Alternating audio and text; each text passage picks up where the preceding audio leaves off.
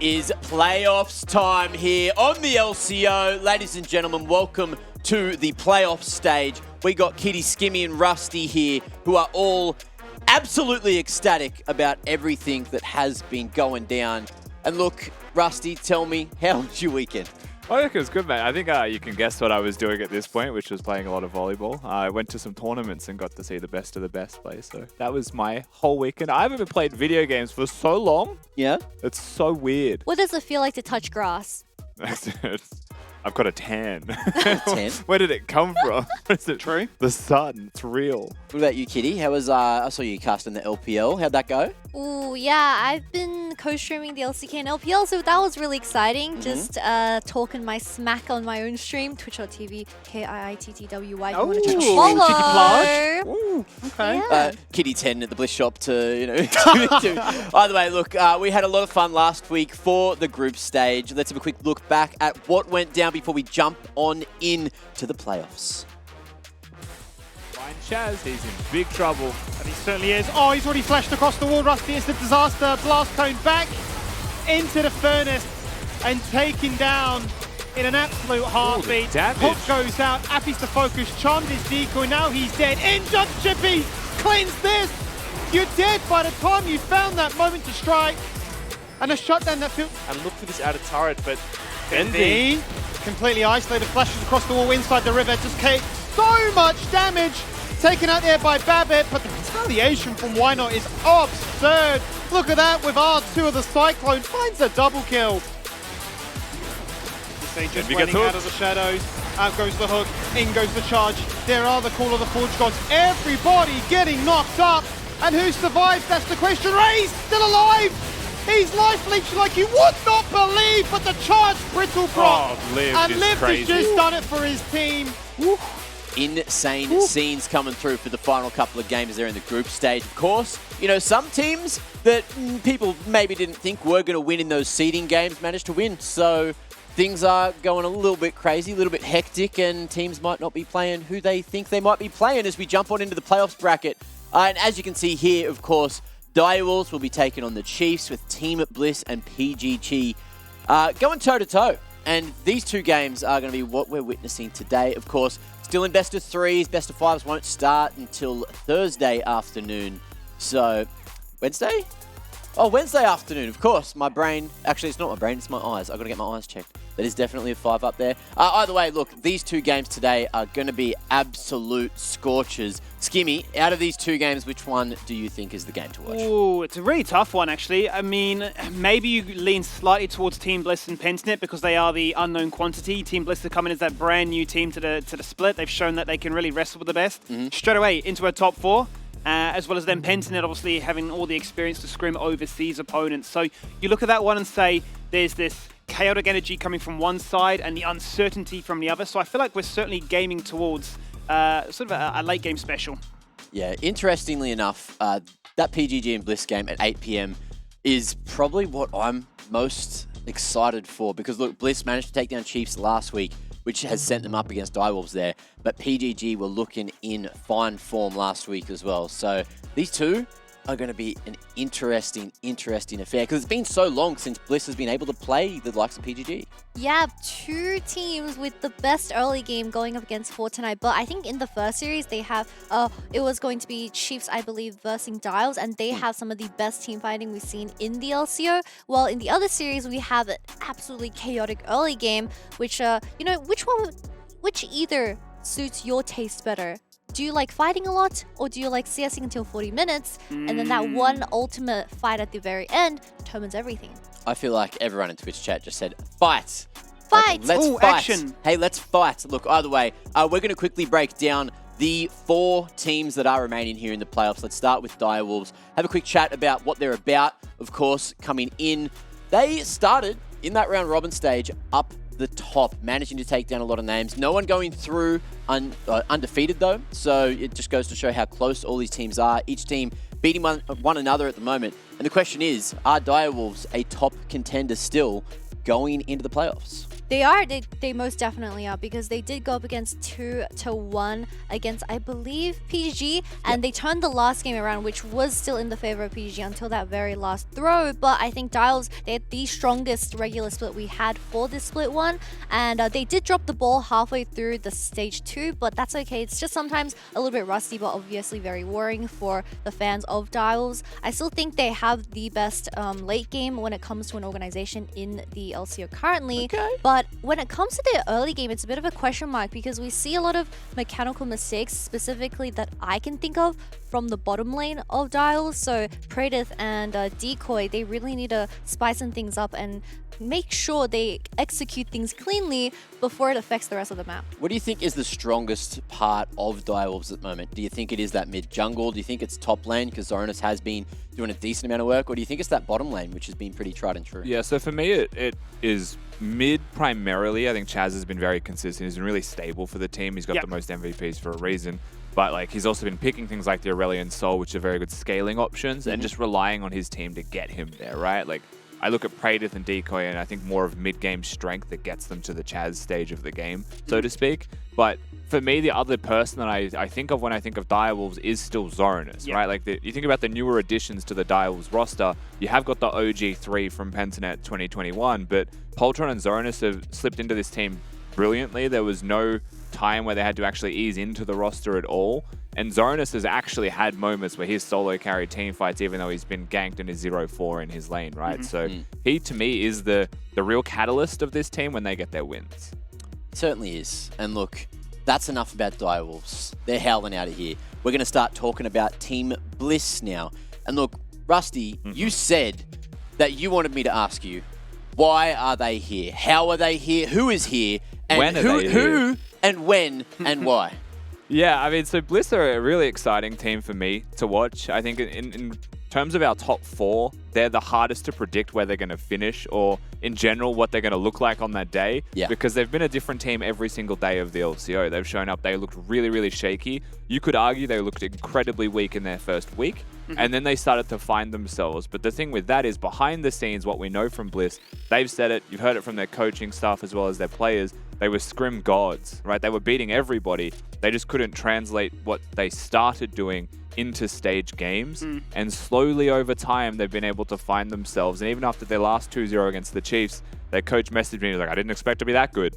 But like, you know what they can be capable of, and he knew the most, and now they're starting to show that. So they're very unpredictable, and they are for sure the rising stars of our top 4. Yeah, unpredictable, mostly an unknown quantity, but still taking down a lot of the big dogs. And I think at the moment, maybe the best in Brizzy, Skimmy? Yeah, there's certainly a shoe-in for them being that. I mean, obviously the Chiefs are coming into this one. It's a bit of a rivalry between them and saying, you know, we need more. Before the Chiefs fans say anything. We need more to come into this, and obviously the owners have, got that bet placed towards who can try and take it all out at the end of the day. But yeah, the 2-0 obviously completely upset sort of my understanding of really how strong Team Bliss were. And I think it's just kudos to the fact they've shown just such a rapid development, because yeah, early in the split it was the case of 20 minutes comes around, they flip a Drake, a Herald, a Baron, they lose the entire game based off that. Now we've got a situation where you're seeing, especially in that Chiefs series, every lane carrying. It wasn't a case of Daystar trying to 1v9 being absolute mechanics max. It was Liv saying, no, Biopentha, I can play, if not actually outplay you. So if they can retain that form, Dark Horse, whatever you want to call them, they've certainly got a shoe in for the first place. Also want to bump in here where Team Bliss is the only team where none of the players have gone to an international event. They are pure rookies that have stayed in this region, and that's what makes everything so surprising and exciting for us, as they have taken down previous MSI attendees and world attendees like Chiefs themselves. Look, that being said, Why Not did fly himself over to DreamHack last year. I saw him at the finals, so that's technically international appearance. That's Liv an was the sub as international well. appearance. Nah, sorry, Kitty. Look, True. either way, True. let's move on. Kitty, I'm going to ask you about your favorite team. You did put them first in your power rankings at the start of the split. It's PGG. Tell me about them. How are they here? Why are they here? And why do you think they're still the top team out of these 4? They perhaps could still be the top team. I mean, it's very hard to pinpoint who the best team in the LCO is right now, but like we've been saying, I am that PG fangirl, and the reason was because they brought back Schönfire. Schönfire is a very old name back in the OPL days, and he has always come first in his regular splits and also playoffs, where he's gone to, I think, 3 international events, and then he went to NA. But with that type of expertise and experience coming into this roster where we have Violet, we've seen him on Peace. He's played exceptionally well, but that was in his developmental stage. But I think here, right now, in this PG roster alongside RP and Dongi, who give all the resources perfectly to such a super carry, it can be another angle where Schönfire claims his 4th international appearance.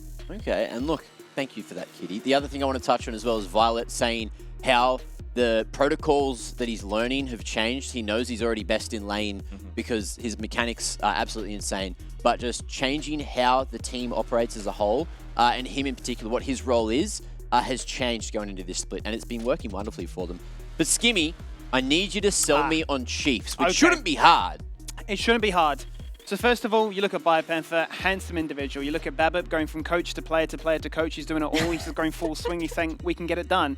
Kisei comes in and says, this is the year that I absolutely annihilate anybody and I will outright be the best mid laner in this region. And then you look at the bot lane, right? They've retained that superstar bot lane of Raze and Aladoric. It feels like Aladoric has gone almost demon mode. He's got a point to prove, to say that I deserve to continue being in this position. Demon in what way?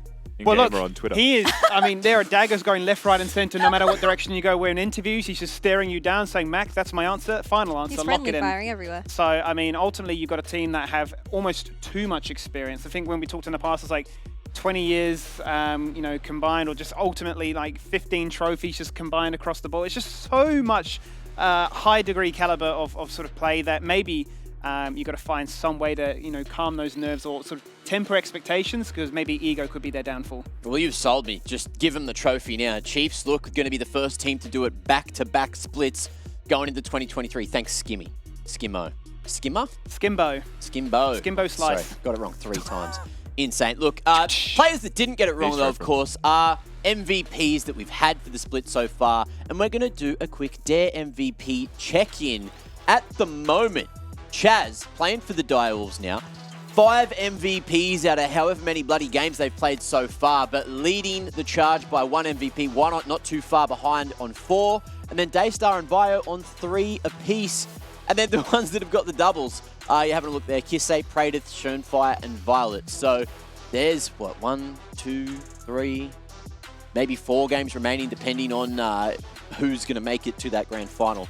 So there's a chance for pretty much everyone on this leaderboard to still come out on top. Yeah, without a doubt. I mean, the interesting thing here as well is you guys at home have been a bigger say in it this split, where we used to do it in previous splits. The thing that stands out to me is that after all of the Chiefs wins, there is no Aladoric or Raze on this list, which is weird because they're usually a staple in the top 2 of the MVP standings. It is usually Aladoric or Raze, one and then the other one saying, where am I?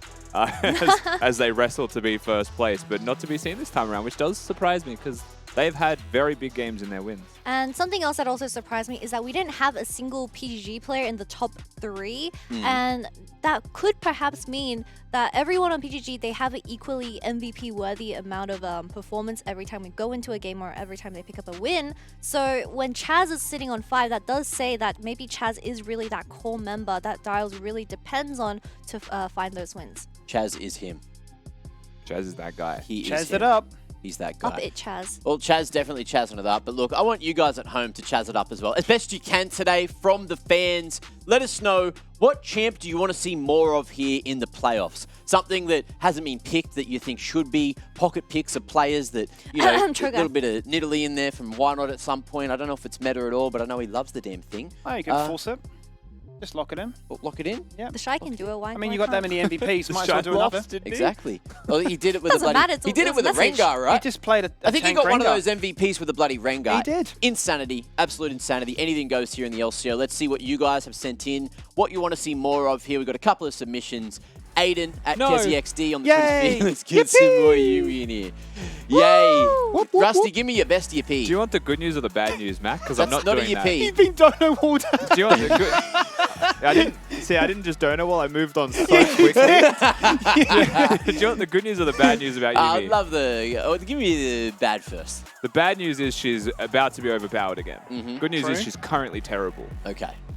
So, in competitive It's on the patch. inevitable. No, is currently terrible. In current patch is overpowered. In current competitive patch, terrible. Exactly. Yeah.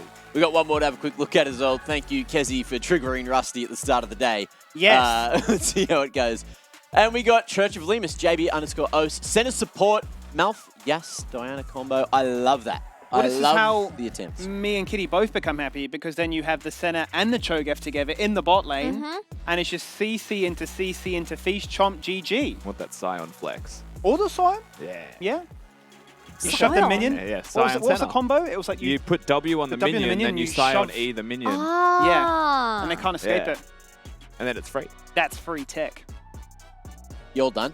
Huh? Yeah, we can stop there. Done bloody theory crafts. And hey, we've got a game to get Okay. to. Hey, let's see who we're going to be looking at first. It might just be the big old Dire Wolves just yapping it up. Decoy, of course, looking very handsome here. But out of these 5, Kitty, tell me, who needs to carry the team to a W today? Because going up against the likes of the Chiefs, it's going to be quite difficult. Yeah, I think the most interesting matchup will be for that mid lane, Chaz versus Kisei, where Chaz has always been that stable mid-game player, and Kisei, he has been leaning more towards those scaling champions, but I think Chaz's champion pool is a lot, there's a lot more variety. Yeah. I do want to talk about the top side of Dials, however. We see Poltron, he is a very big fan of something like the Jarvan that can impact the map early, but that often leads to the resources given to Praedyth. However, Zoranus, when he is that person who is isolated in the top side, he does do very well by himself, but I think he's somewhat vulnerable as we approach patch 13.4,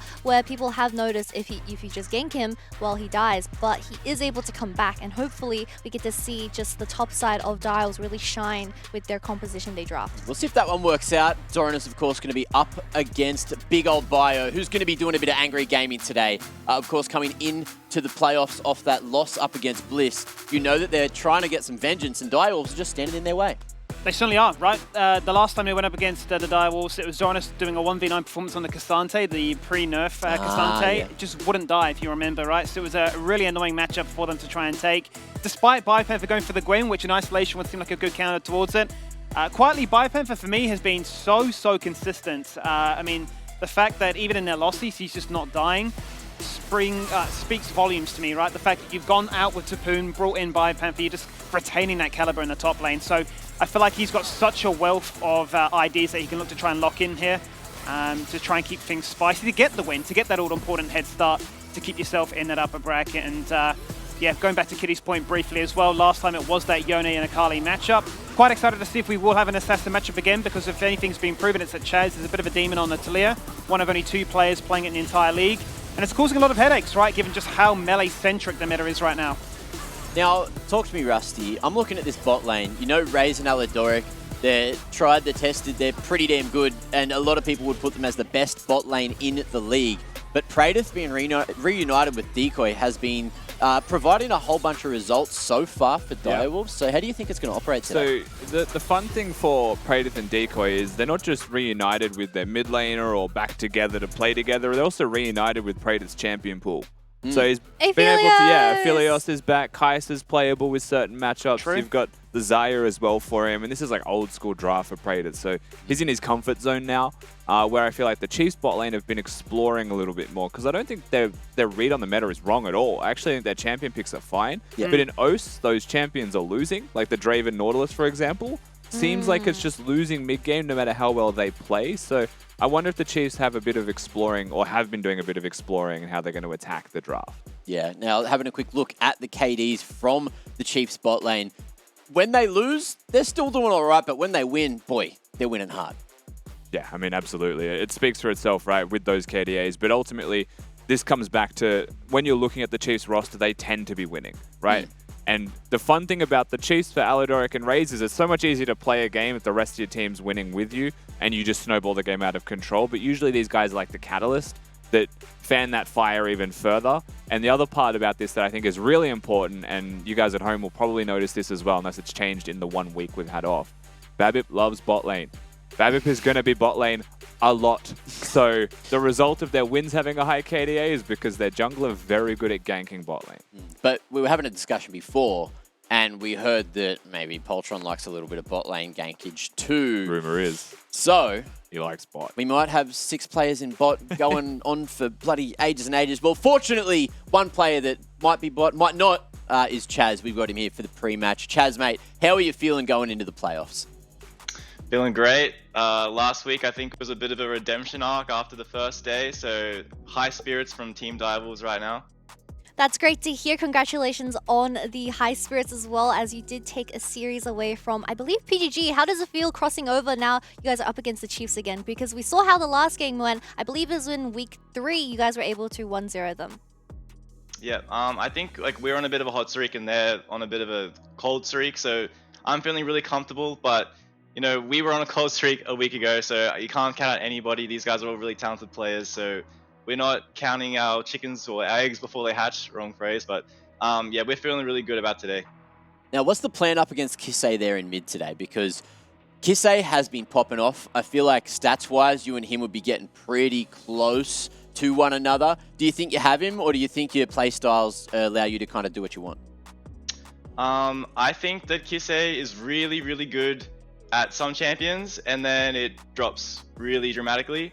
So we've formulated some ideas on how we're going to get him off some comfort and more into the way I want to play the game. I think he really needs to snowball against me in the start of the game. Otherwise, I think that my understanding is really good. I feel personally, if I'm doing well, I will be better than any player in the entire game, no matter which team 20 minutes past. So he kind of needs to shut me down early, I feel, which I think his laning phase is maybe a bit stronger than mine. So we're just trying to formulate the drafts to play to my strengths and away from his. Perhaps it is going to be a champion pool gap in that mid lane, but talking about the early game, I believe Dials and Chiefs have the 2 slowest early games out of our 4 remaining teams. So what are your thoughts on this as you are going up against Chiefs, where you guys seem to have struggled with your early game and how it's gone in the past before? I would say that this team's early game is not too slow. Obviously, we have more information than you guys because we play a lot of scrims against everybody, but I think that they like to play very explosive in the early game around the mid jungle and support. They like to do a lot of things, which is opposite of how we like to play. We definitely like to play a slow game. So that's just kind of been the whole aim of the game this past 3-4 weeks is, I guess, trying to neutralize early game, making sure that we're just getting slow incremental advantages, and then once we hit mid-late game, we just start to pop off. I think that's kind of how our bot side played the game in PGG, and I think we're just trying to replicate that again here. So we don't really think that they're too slow of a team, so we're definitely going to try and shut that down from them, and just not make too many mistakes. Well, it sounds like you've certainly done your prep there, Chaz. We're going to let you go, get ready for the game. Good luck. Thank you so much. Have a good day. You too, mate. You too. He's so well spoken. I have had a good day, and I'm going to have a good night because, we get to watch League of Legends all night, and I couldn't ask for too much more than that, honestly. Now, any takeaways spoiled. from you? I was just going to say as well, you mentioned well-spoken, it immediately popped in my head, but he's from Queensland. And I realised that we have Bliss, who's Queensland, we have Chiefs, who are Queensland, Chaz is from Queensland as well. Originally from Queensland. He's a Queenslander, Okay, right. So there's a lot of Queensland representation in the LCO this year, which is just mind-blowing to me because there was none. I remember running League of Origin for Team Queensland. I had 5 players. Maybe we've got to get, total. DreamHack running in Brizzy. And you at were some one of point, them. Hey? I almost was. I had all the people League of playing Legends up Bard there. support. Any takers? No? All right. Look, I'm talking to no one. I want Either way- DreamHack in Brisbane. Give us DreamHack in Brisbane. Wow, sunshine No, it's coast, 30 huh? degrees there all Let's the have time. DreamHack in New Zealand. yeah. DreamHack on the... Oi, Oi. LCO Grand Finals on the beach. In, Yeah? in Busan? Why in Busan? Let's go to Korea on the beach. I'd rather a giant pool, I think, than the beach. Yeah? Just less elements that'd be annoying, like sand. I hate sand. Of course, and sand could get in keyboards, could get in cables, Yeah. logistical nightmare. Wind picks up, player gets ruined by sand. Yeah, insane. But Look, and Rusty be playing someone, beach volleyball in between games, mate. someone that probably loves beach volleyball is Raze. So, Raze, how's your spike going? My spike? Yeah, Oh, in, in for volleyball? beach volleyball. Yeah. Can't really rate it because I haven't played in. Last time I played volleyball was 2 years ago, so Oof. I'd hope it's still good. Yeah, I hope it's good too. Now, look, hopefully, your League of Legends is a little bit better than your Spike. Now, talk to me. What's the game plan going into today? Of course, you got Praedyth on the other side, on the other ADC in this bot lane. Is it a little bit worrying knowing that you're going up against the caliber of Direwolves, or are you just going to try to play your game again? I think as long as like we don't cook something up poorly in the kitchen as we usually do, that I think like as long as we have a good draft, we will win. I like certain how of that. cook is just a normal term that every gamer uses now. But talking about cooking, so we do have a lot of statistics showing that Babib is a very big bot side player, especially when he locks in that Jarvan. So do you think you guys are happy with this current playstyle as we come into playoffs? I'd say it's more related to like Bliss as a team rather than just like us, but it's definitely like just became that way with like the changes with bot lane. AD carries just become really strong roles, so the game's just revolved more around bot lane recently in the recent patches. Okay. Now, talk to me about what's going on, because, look, Bio had a couple of big words about Lived the other week, and unfortunately, things didn't go right for him in the top lane in that last series. Is he going to be angry gaming today? Is he going to, take it all out on Zoranus? Yeah, I think Bio's like really confident going into this final week, and I think we're gonna help him like a lot more than we usually have. So I think he'll play much better. Hopefully we get to see that as well. But I guess the other point that I wanted to mention is the bot lane duos that you guys have. You alongside Aladoric and of course Praedyth alongside Decoy. Very OG names as working together. So what are your thoughts on Praedyth and Decoy so far as you guys are going up against them very soon? I think they're pretty stable bot lane, but I just think like me and Ali are much better at the current like bot combos that are played in this meta, and we'll be able to like exploit them. Okay, well, Raze, look, mate, we'll let you go. Hopefully you have some time to work on that spike before the game. But we'll see you after, maybe, for that winner's interview. We'll see how you go. Yep. Good luck. See you. Thank you. Always good to hear from Raze. Of course, Rusty. I didn't expect you to actually say, speaking of spikes, and ask him about volleyball. Yeah, wait, do you think I was going to go to Valorant, huh?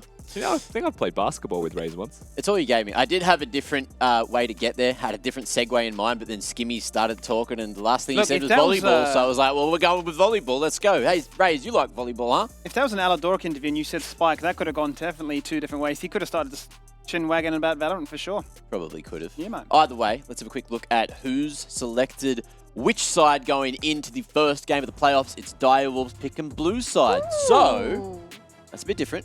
Yeah, a little bit different, and the normal seems to be red side lately. I mean, this does give them the luxury of not just the first pick, but the ability to pick your bot lane together to kind of pinch the champion pool a bit more from the likes of the Chiefs, who can play a lot of champions and can be very difficult to draft against their bot lane, so maybe they want to pick as a duo. I'm wondering if they are taking this blue side because they want to prioritize a flex pick, something like the Gragas, the Annie, or even... Okay, I've been cooking on this for like the past 20 minutes on LCO. I haven't shut up about Cho'Gath. Cho'Gath goes top lane, he goes mid lane against Aurelion Sol. He can go bot lane with Senna. We saw it with T1. I think it's just such an exciting pick that is coming back into the meta. And taking notes. You give yeah, me the you rest? should play Cho'Gath, also Senna. Yep. Also Veigar. Yep. C9 played it, and then How many? Chovy also Why played do I have it. to play so many? Because you're trying to become a pro player, Mac. I'm waiting for your debut. Bro, I'm bronze. Oh, actually, I'm silver. Your but job's the We all Jarvan in the started comp. bronze. Oh, yeah, I'll just jump in and just press R. Press That's R. it. Lock 'em Wukong in. or Jarvan, you'll be right. Look, either way, it's Deaf fan vote time. Get those Twitch points in. Let us know what you think's going to be going down in the first game of playoffs here for the LCO. Is it Direwolves? Is it Chiefs? Where's the button? Thank you, Kitty. Best reaction time on the couch. It was still about 2 seconds too slow. But look, at the same time, I'm lagging. Let's have a look at our predictions as well, because I think we might be split down the middle today. We got myself and Kitty, slightly different predictions. Skimmy going for the Chiefs here. All right, Skimmy, justify. You're the only one with Chiefs on this page. Yeah. Justify it. New Zealand is the best country in the world. Yes. Okay. I agree. That's smart. That's why I've gone 2-0 as well. Yeah. Plus, I just want to see like the full series. Every time we get into playoffs, I stop going with stomps. I just say, give me every game. I want the drama. I want the chaos. As soon as we get into best of fives, I'm going 3-2 everything. That is fair enough. I mean, 3 people out of the 5 chose Dials, but I think in the end, it's still going to be up to draft, which is something I love about Best of series, where they get to adapt. And we often see Dials, I think, opting into kind of a meh early drafts where they are particularly weak, and it doesn't allow Poltron have their lane priorities to work towards and always default towards bot lane, where it's something that he's not very comfortable with. Do you think that Chiefs have a slightly weaker draft than the other teams here that have made it to playoffs? Because there's been a fair few times, like I'm thinking back to Chiefs and GZ in that series we unfortunately didn't get to see finish, where they did get draft capped a little bit. There's been other times as well where the drafts that they've picked, they haven't been able to execute super well. I think, Mac, List series, yeah. I think the problem with Chiefs is when they're in the kitchen, they're forgetting to season their food, right? So the salt and the pepper, the chili, the flakes, they're all there just sitting on the countertop. And it's like, come on, mate, this is some bland food. So I feel like the utensils are there. They got the stirring pot. They got the spice. They're going to get it done nice. Well, they're certainly cooking the gas. It's firing. The flames, they're doing this or something. Either way, it's playoffs time. Let's get into it. Yeah, Kitty for the first time had to look at She actually sees the what we video see. of herself Yes. saying Champ Select's ready. Which Absolutely. is fantastic. Oh, here Let's we get go, into though. playoffs, Skibby. Let's do it. All right, so my initial impression was if you first pick for Direwolves, you're probably first picking Aphelios. That was their true and tried method last time when they played. And let's see if it is today. No, instead, Sejuani comes out the gates. Poltron may feel very much at ease. And I mentioned to you earlier, right, in PCS they even played in the top lane again, a bit of a resurgence back there. But that was into a Gwen. So maybe there's a world in which Zoranus is like, hey, this is once again a flex pick. I mean, it's possible. And I mean, if you're going to play a Sejuani top lane, you're probably not picking it into the Gwen. You're probably picking it blind because it's flexible, right? And then you realize the comp's better with X, Y, or Z being picked otherwise. So just quickly as well, while we're looking at these bans, Skimmy, the most important thing here for me is the Direwolves have gone heavily down the target ban approach. They have removed the Rakan from Alidoric, the Sylas, and the Jace from Kisei. Like you heard from Chaz, they're trying to bottleneck his champion pool a bit more. Yep. Maybe towards that, you know, Yone Akali style champion. And then have Direwolves weather that with some mid-priority or focus. So the Sejuani response obviously is very good at ganking lanes, very good at having set up for those lanes. Clearly it's a Shaco-Sejuani duo. No, most likely will be the Sej jungle until otherwise seen. Chiefs on the other side, without the Rakan, don't care. They've gone for the Xayah. The fact that they've gone for that Xayah first pick, just with no regard for what any bot lane combo is going to be, to me, speaks like it could be a game that plays towards middle top side, right? Because Xayah is one of those champions that can survive, be very self-sufficient, doesn't necessarily want to be weak-sided, but can be, right? They open that flexibility in the draft for themselves. Up until this point as well, Xayah has always been a counter pick. It's had 5 games, only 1 single ban. Big reason it's rising in popularity is obviously the amount of AD carries you do need to ban away in this current meta, but Raze is undefeated on the champion so far. It boasts a 60% win rate overall. Certainly another champion which is finding grace in what is just so much CC and lockdown, right? That ultimate gets you out of so many dangerous situations. So the Vi goes locked in. If we get a Leona as well, that's Aladoric's bread and butter. I will always throw back to that time he landed that massive 4-man ult. Don't have Leona players in O's for no reason, except for Aladoric. He's the king. So it's very exciting to just see this one picked. We had Appy play it with a Kai'Sa from Violet, but I feel like realistically we haven't really had many more Leona players. Beyond this one, Decoy can play the tanks, but he's more preferential to those enchanters, it feels like. I would say so. As a player preference. So this time around, Xayah Leona going to be the pick. No support confirmed. 100% for the Direwolves camp could be the Annie. So this does open up an interesting 4-5 ban phase from the Chiefs, right? They remove things that they think might keep the Aphelios alive. Namely, going for the Braum to stop the Feather pullback if you want it as well. Very good at killing someone like a Vi if she goes in by herself. Thresh for the Lantern to keep your team alive as well for repositions on those carries that have limited mobility. I think Chiefs have basically said this better be an Annie support because we're getting rid of your best support option. Well, this is hugely targeted, isn't it? As you see what's going to come out now from the Chiefs as a response. Definitely Chaz has been targeted, Kisei has been targeted in what's been denied away from him. You have to wonder, really, where does he go in the direction now? Likes of Azir, Cassidy, Yone still up and available for him. Does have a massive champion pool, but certainly looked at ease when he's been playing those assassins. Could be the Gragas mid as well, depending on champion matchup. Annie is a champion that can run out of mana. Gragas can sustain through that as well, if that were to be the mid matchup, and they'll get confirmation of that obviously through the next couple of picks. Oh, snap this is the obvious choice for Chaz, right? It's the thing that makes the most sense for Chaz. A lot of mid laners do like that Talia right now. It's being picked around the world as well. It just seems like it's so genuinely strong, but also when you see the enemy champions right now, there's so much mobility running around in competitive League of Legends that E utility goes up quite a lot. So that does confirm the bottom lane here. The Chiefs kind of just bottleneck that to make sure it happens, and now they see the Talia. The question is, what does Kisei pick? Because Talia can be quite good at nullifying assassins like the Akali. hit E1, you don't actually get to follow it, you know? So, curious what he chooses to do. Yep. It's certainly found a lot of grace, has this Gragas, allowing him to actually say it could be mid, it could be top. Ultimately, they have saved that counter pick for Kisei, and he's going to run it back like he did last time into Chaz. He played the Yone that time, he's going to play it again, and he had some pretty impeccable performances. I remember that clutch shield in the bot lane when he was getting ganked upon. So let's see if you can find that sort of same amount of grace this time around. And yeah, as you say, right, Chaz for Natalia, now his 5th time playing the champion. I think it's like a 75% win rate. Just so comfortable. And I'm really wondering if other mid laners are going to feel the necessity to start picking that one up or find better responses into it. I just think it is a very valuable champion to learn and master right now, but it also does very specifically for the Direwolves. Probably Pensnet as well might be a team that could consider picking up the Talia mid. Suits the play style of the Direwolves though, right? The mid roaming to sides. Forces priority, has a pretty strong 2v2 depending on your matchups. In this case, a Vi and a Yone being double physical damage. You know, Yone does have a lot of mixed damage early though. Means it's a little bit more difficult to win those skirmishes though from the high base damage that they have. But if they get freedom, you know, if Chaz is unlocked to move around the map, easy Talia Weaver's walls come through, right? You get there faster than most other mid laners that exist. And suddenly this spot lane 2v2 that you thought was free, you know, Aladoric Rays see their angle, backfires because he's just got fast move from mid. It's a good question, because if it is as simple as saying that these two junglers are going to have an affinity towards playing the bot lane, acting as making it almost a 3v3, how does that really come into play when these mid laners get involved and get excited about it, right? Azaya, Leona, lots of damage, lots of CC, but then Aphelios and Annie are certainly not one to shy away from that kind of engagement as well. Let's load then into our very first game of the playoffs. It's been a hot minute since these two teams took one another on. And last time, it did go the way of the Direwolves in that best of 1.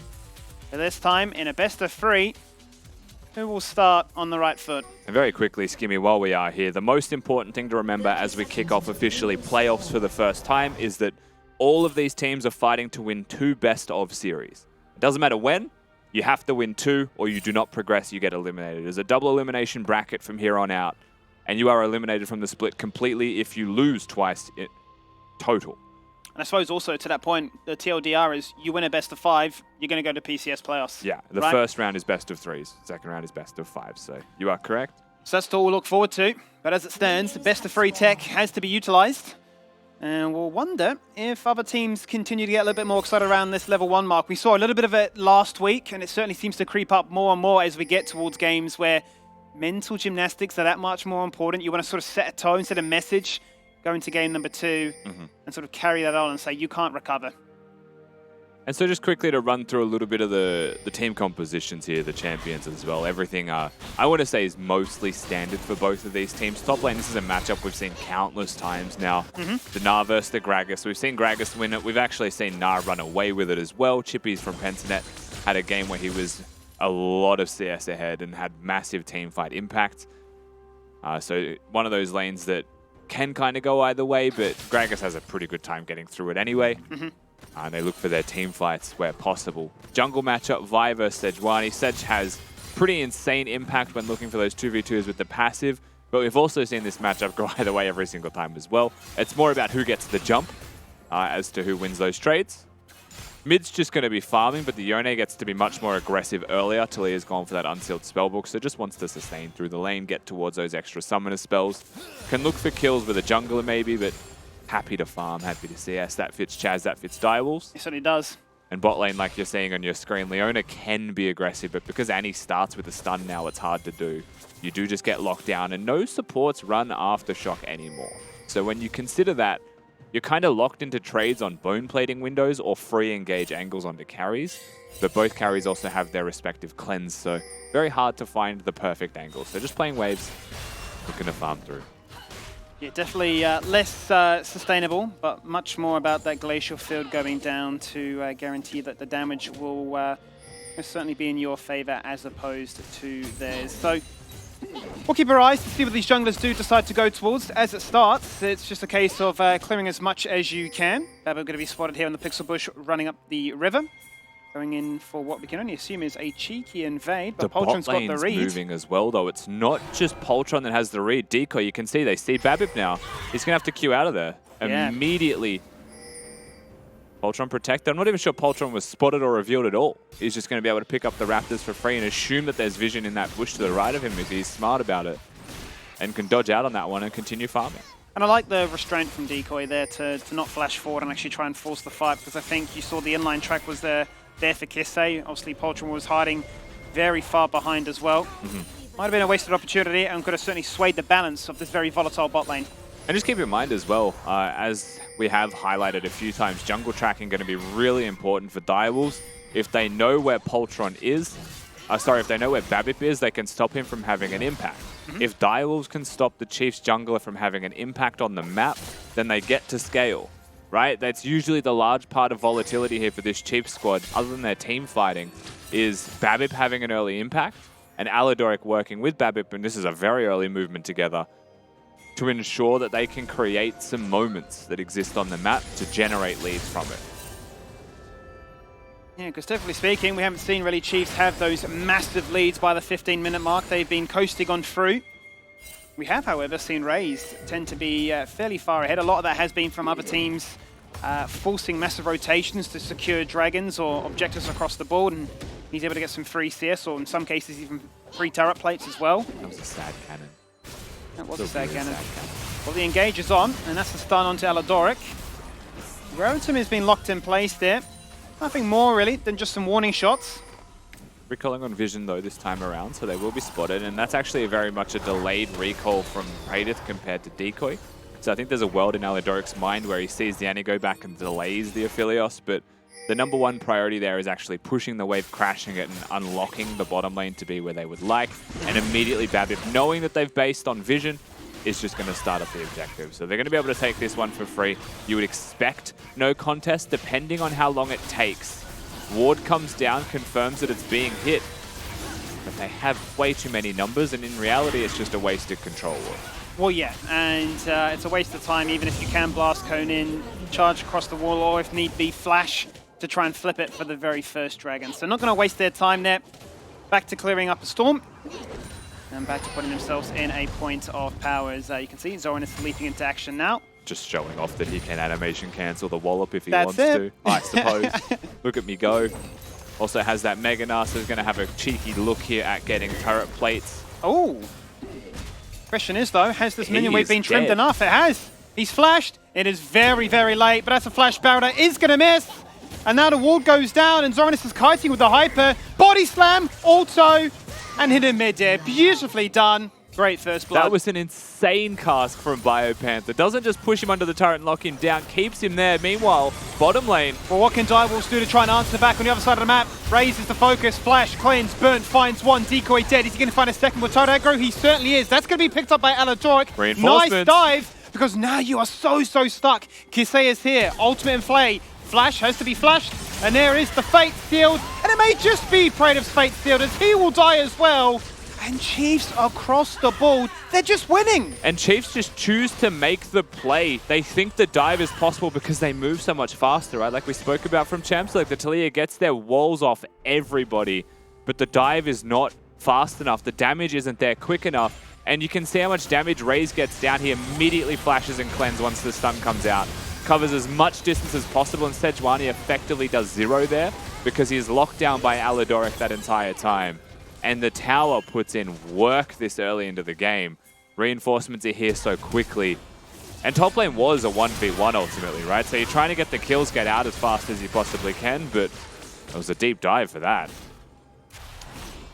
Straight back into the action, and it is Babip copping a fair beating, but not going to fall down just that.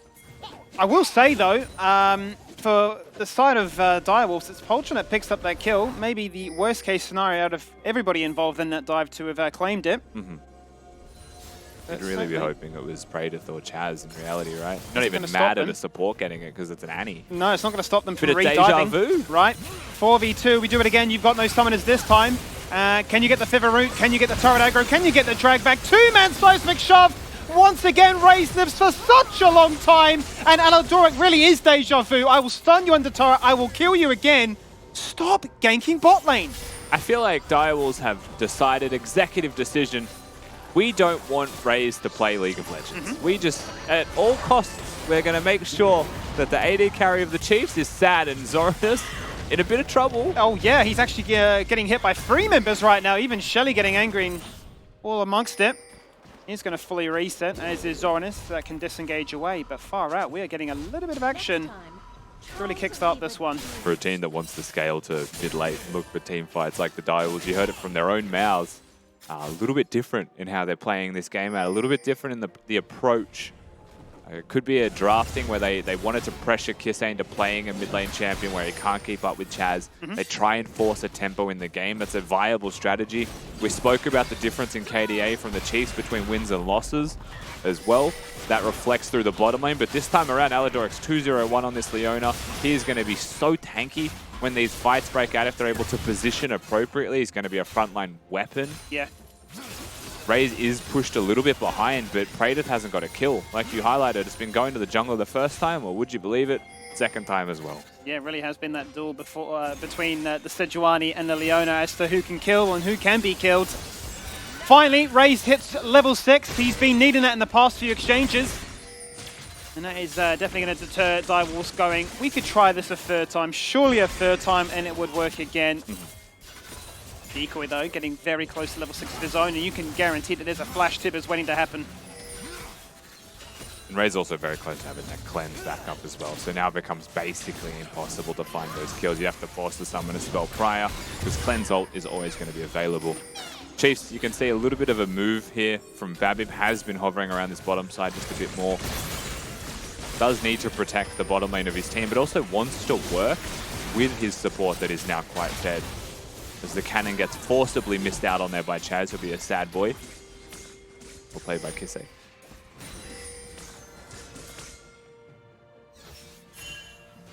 See what the next move is here from the side of Direwolves. 10 seconds, second dragon. Chiefs found the first, but Direwolves threatening for the next one. All about looking for the mid lane right now when the soul goes out and it comes crashing back.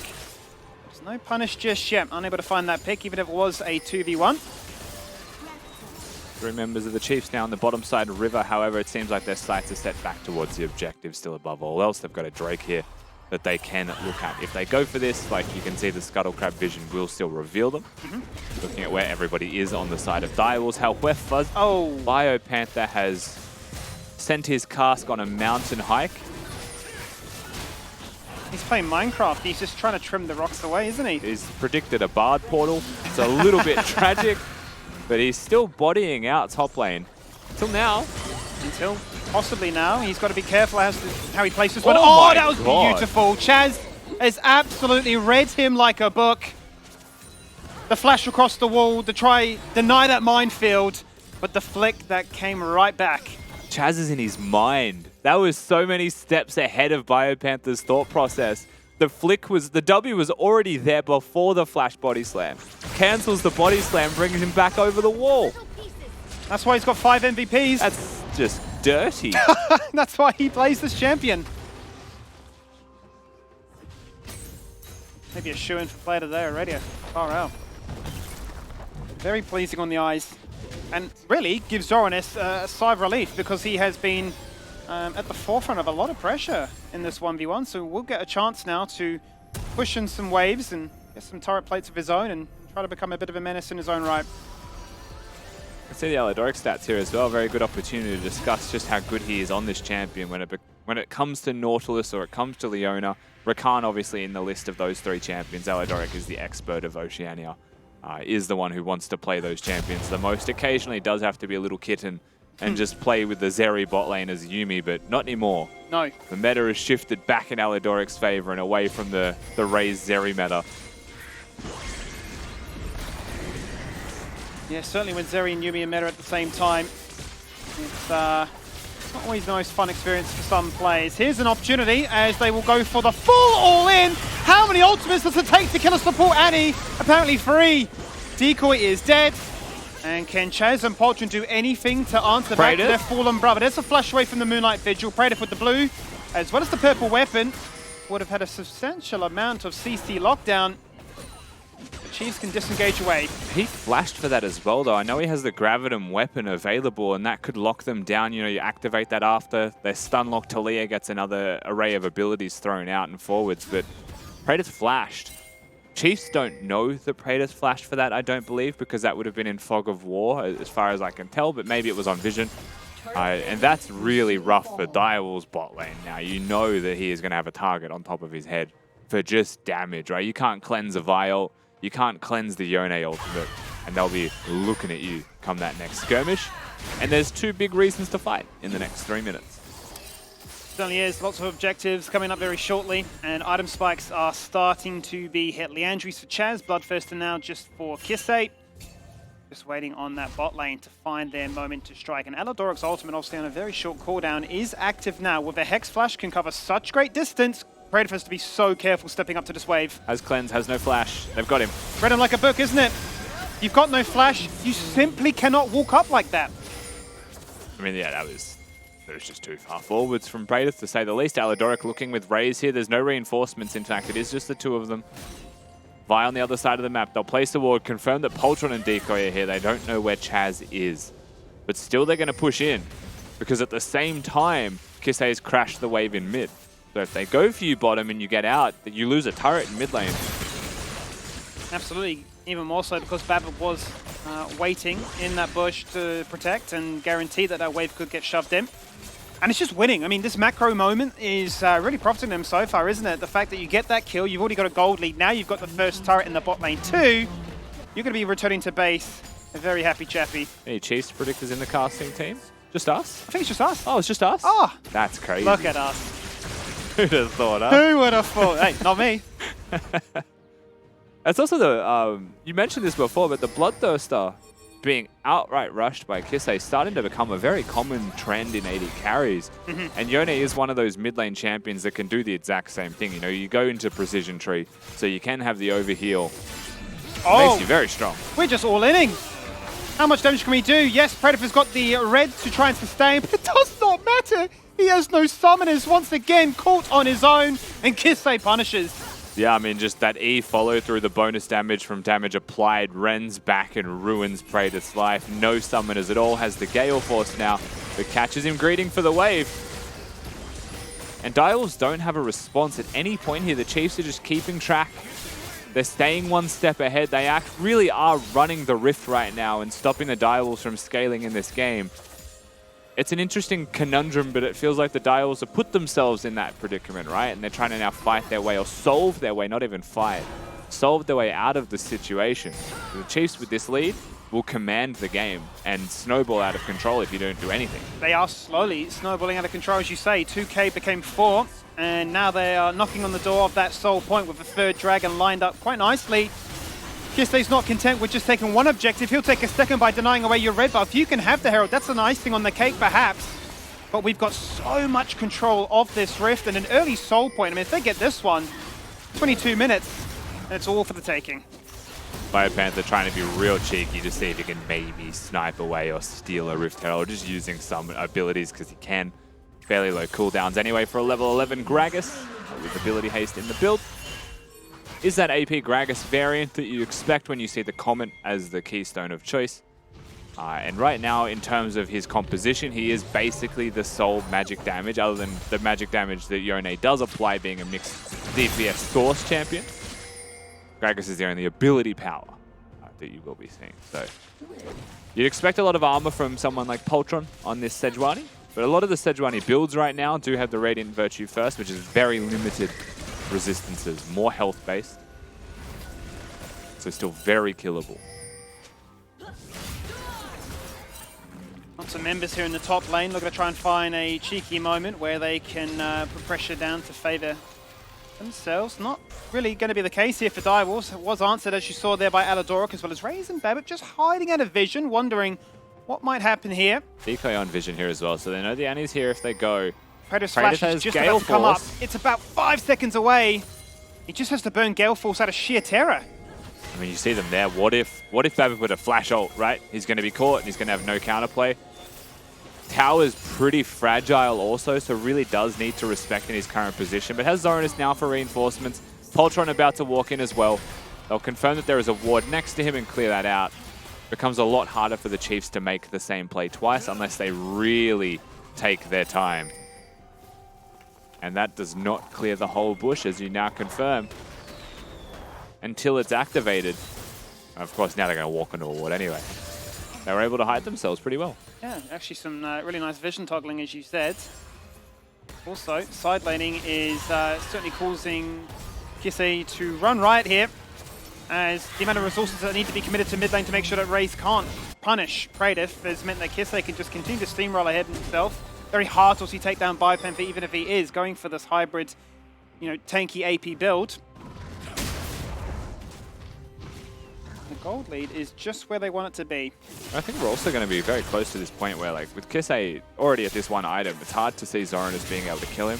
It's hard to see Zoranus in the side lane being able to deal with this Yone, but at 2 items, which he is basically at now, I think that's impossible, right? Yeah. He's rushing armor as fast as he can. Zoranus has the same problem. He's against an AP champion, but knows he needs armor to get through Yone in a side lane or team fights when they break out. Really does feel like Direwolves backs against the wall in this first game. Chiefs just forging their own path here at the pace that they would like. Yep, shield bow can't be too far away. Got all the components for it. Needs a little bit of extra income that'll come from a few extra waves as he goes now. Top side, lane assignments might be a little bit more beneficial as he regains a 1v1 into Chaz. Communication there from Zoranus, like, it's just not going to happen anytime soon. We have been run really around this map, being far more reactive as opposed to proactive, and that really was their first initial moments in that bot lane, forcing those 4-man dives. Oh my god. So many summoners, a lot of flashes, and a whole bunch of CC. Chaz flicks 2 back. Can he sustain? Because everybody's coming to get him. They all want a piece of the pie, but they can't find him just yet. Now from afar, like an artillery mage, he is hitting them with boulders like you would not believe. Still sustained. A fight breaks out in the river. Raze up against Decoy. Across the wall, he hits the Featherstorm. You are not able to disengage, is what that really signified. And Poltron is unable to find one more. Biopanther quietly just able to navigate out of that seismic shove, and we might just have to settle for 2 kills. And the Chiefs? I mean, suffice to say, not even a second of hesitation from both jungle and support. They spot the mid laner of Direwolves and they say, go as fast as we possibly can. The Vi ultimate's never going to miss, so the flash gets followed through. But here's the thing. At the point of this fight, Chaz still has Stopwatch and a Seraph's Embrace shield. He is supremely confident that they're not going to kill him here, and had the heal summoner spell as well that he chucks down to stay healthy enough. Reinforcements were just around the corner, and ultimately the Chiefs were kind of lucky that that teleport didn't come through from a Mega Gnar, or it would have been a different story with how this fight continued, and Babif is able to just dodge out from that Moonlight Vigil and get himself to safety. That's a good skirmish from the Direwolves overall, but now they have a lot of summoner spells missing, and I don't think the Chiefs are going to slow down too much. No, I would be very surprised if they were to do just that. Chaz now with only a Ghost available to him, but as you rightly mentioned, supreme confidence to know his limits. Does still have that stopwatch if need be. Right now, Direwolves have control of the river. Question is, do Chiefs feel confident enough to force their way in? When Chiefs being pushed back, Talia Wall going to come through. Kisei has to ult just to get over that one and get to safety. Does mean that they've bought themselves a bit of space, and they've created themselves a safe space on the map because they can see the flanking Alidoric, and they know when their position is going to be compromised. They'll hit the Drake. It certainly will. Zoranus building up that Mega Barnar, looking to try and get into that form as quickly as he can. Jumping across the wall with the Blast Cone if necessary. The Dragon is down to 3k. Looking to see where Alidoric finds his moment to strike right now because he's got the ultimate, it'll have the range. The Dragon goes, and it's been taken here by Direwolves. No store point, not just yet. First kill here found by Kisei without an ult, but still with the mobility to slingshot back to safety, even if those chakrams are hitting him from a million miles away. So many chakrams, you can't fight this. So much damage, but then a disengaged angle where Poltron says, we want this, we have to go for it. But a single flash forward and just no backup to support. So the result is just going to be 3-1 in Drakes, but they buy time here. They deny any kind of Mountain Soul win condition. And it was close to actually being another favorable Direwolves fight with how that played out. Chiefs split in so many different angles. Alidoric actually goes for this flank, but misses because they know he's there. They're just actively dodging him. And just keep your eyes on Praetor through this as well, because he already has like 8 chakrams around him. He's got green and white weapons, so he's constantly having turrets down to get more auto attacks off. And when they try and go on Zoranus, he's just an issue. Praetor is just an issue. Talia hits the flick, but now he's just unstoppable. They didn't get to disengage by time. They couldn't create space to allow Praetor's chakrams to reset. And that's where Dials kind of sense blood in the water and try and get aggressive, but they couldn't follow through. It just feels like the old mantra will hang on, hold that moment. Alador has been spotted again. Jumps in with one final Zenith Blade, but gets shut down by his support counterpart. So Decoy's found his first kill of the game. Actually found a shutdown, given how fed Alador was from the laning phase too. We should also take a second, Skibby. Talk about the CS of everyone here, because Kisei's got a lot. Well, he does. 24 minutes, only just ticks over. He's got 270. Look, he's been to the bank, and they've been very kind with their offer. Ooh, very nice snapback. Yeah, he's been following up a Storm, and he has been very aggressive in the counter jungling department, stealing away as many of those camps as he can.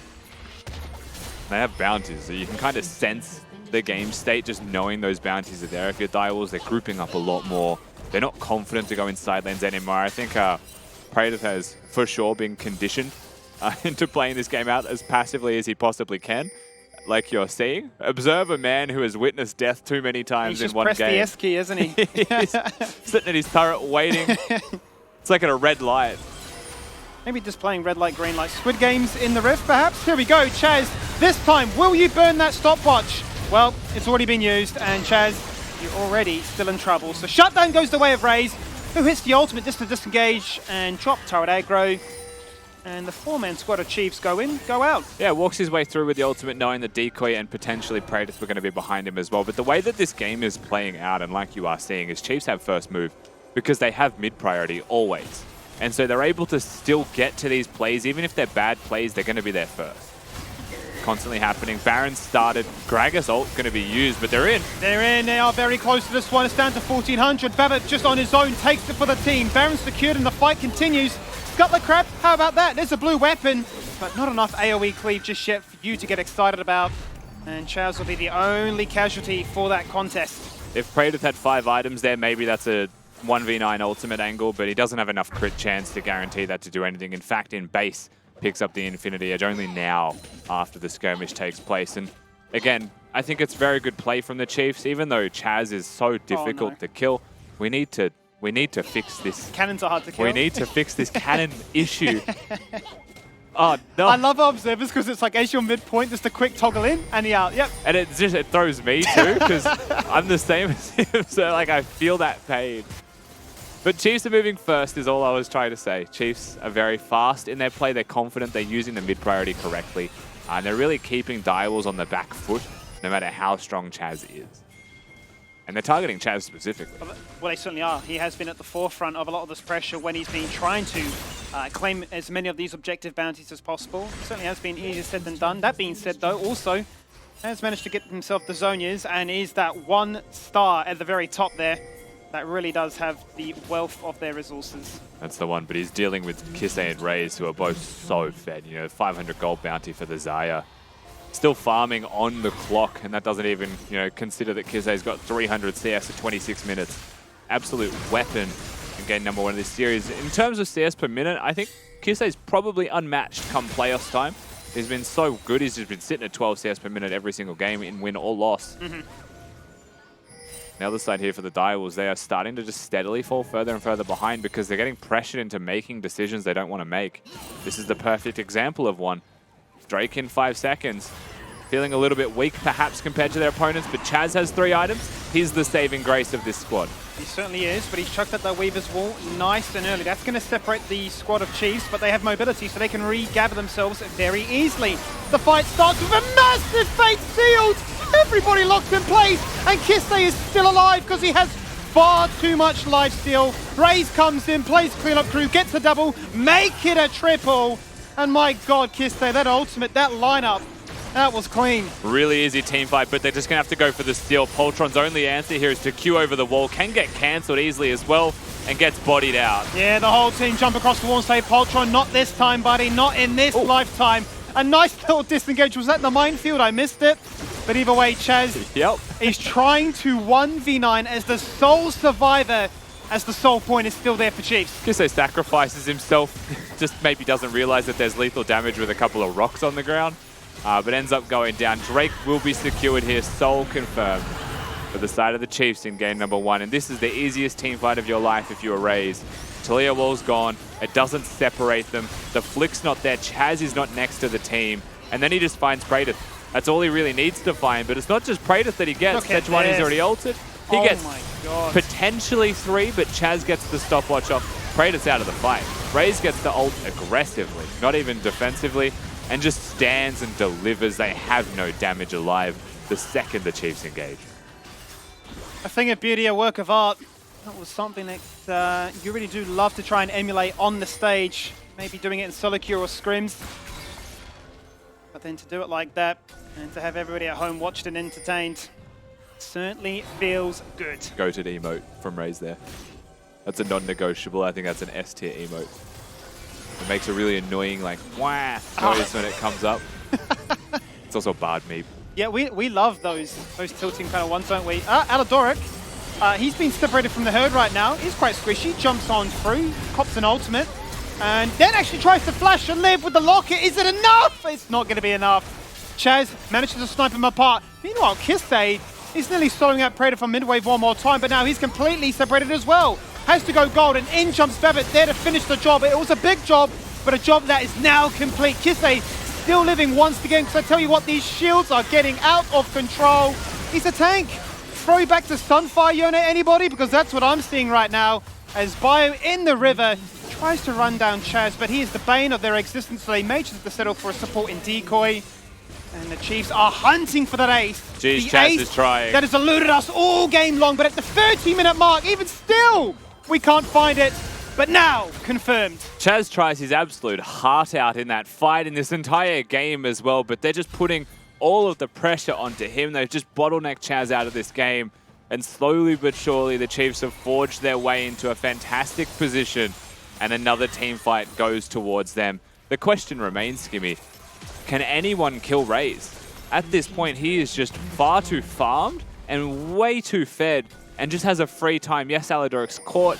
My only question here watching this replay is why he flashes away from Raze and Babbitt towards his own base when he's got reinforcements nearby. Perhaps just saw that there was an Annie coming and freaked out, but flashed away from his team, dies anyway. It doesn't matter too much in the end because Kisei has basically pushed Praedyth out of this. Babbitt's going to confirm that he's gone. And it becomes a bit of a battle on two little fronts here. Front number 1 is Kisei, but he's so tanky with the overshield and healing and lifesteal that he has. Zoranus is not, and eventually falls. And just like that, Raze cannot die. And if Raze can't die, Dials can't win a team fight. Plain and simple, so they're never going to win the game. Cleanse comes through, and listen, Chaz does his absolute best. Doesn't really miss the skill shot here. Zonya's is the right moment, but it's all over. Just a matter of time. And he looks towards Gromp and says, buddy, please, pal, help. Wasn't to be. We're not going to get another denial. Babbitt's already died to those camps before, so he's not going to have a repeat of that. Baron this time goes the way of Chiefs. They found the first one, and they'll claim the second, and with his, well, what is now a 11k gold lead after a successful ace, certainly looking at that base and saying game 1 is ours for the taking. The most important part here as well is everybody except for Zoranus' flashes on the Direwolf side. So if the Chiefs are looking to push the tempo, find engage angles with a Leona ultimate, right? It's non-committal, but if it hits, it's really useful. You've got so many options right now, so many places that you could look towards, and no doubt the Chiefs, after this reset, with both Yone and Leona coming out of the base, will start to push that tempo. We'll start to push the pressure further and further into the Direwolves camp. But if you couldn't kill him before, you certainly can't now. He's got an afterlife, got an angel outright purchased. And that Yone is a pretty scary accessory to the madness, which is this very fed Zarya. See where they turn their sights to, because right now it is still Kisei hovering around the mid lane, but 4 members strong in the bot lane, looking to try and find their moment. Soliflare goes out, doesn't really hit the mark, and they'll stack up a big double cannon wave. Going to keep him busy here. It feels like Talia can try and clear these waves, but the Baron empowerment makes this so difficult to do. and you can see the Chiefs just threatening. You overstep for a half second, a Gragas ultimate just comes flying at you, and you're locked down. A Vi ultimate comes through, and if you don't go, Kisei just wins in a side lane. Zoranus can't deal with him. At best, Zoranus delays the inevitable.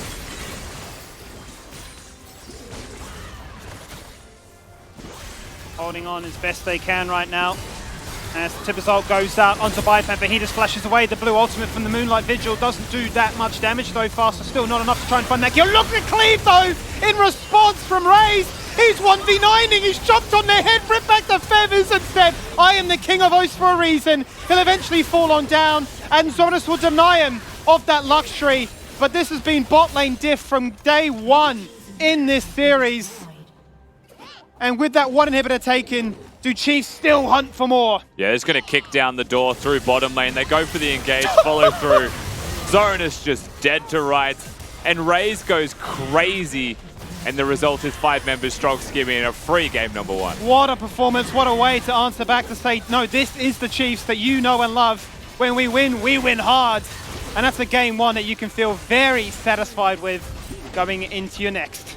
I mean, just a really comfortable game. It felt like everyone individually came to work today ready to show up at 100%. Yeah, solo kills in top lane, you had the bot lane going crazy. Babip didn't necessarily even need to camp down there. They were just doing really well by themselves.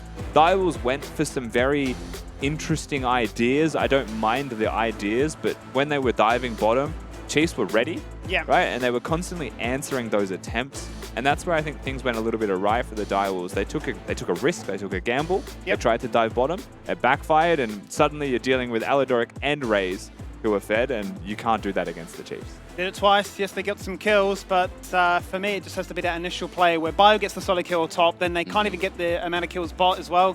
A 4-1 scoreline to start things off with, and it just sort of carried along that narrative. Yeah, risky business. Direwolves really pushing the point and getting those kills on Raze, but boy, did that backfire on them either way. Raze very grumpy, but also the angry gaming worked for Chiefs going into the first game of this best of 3 series.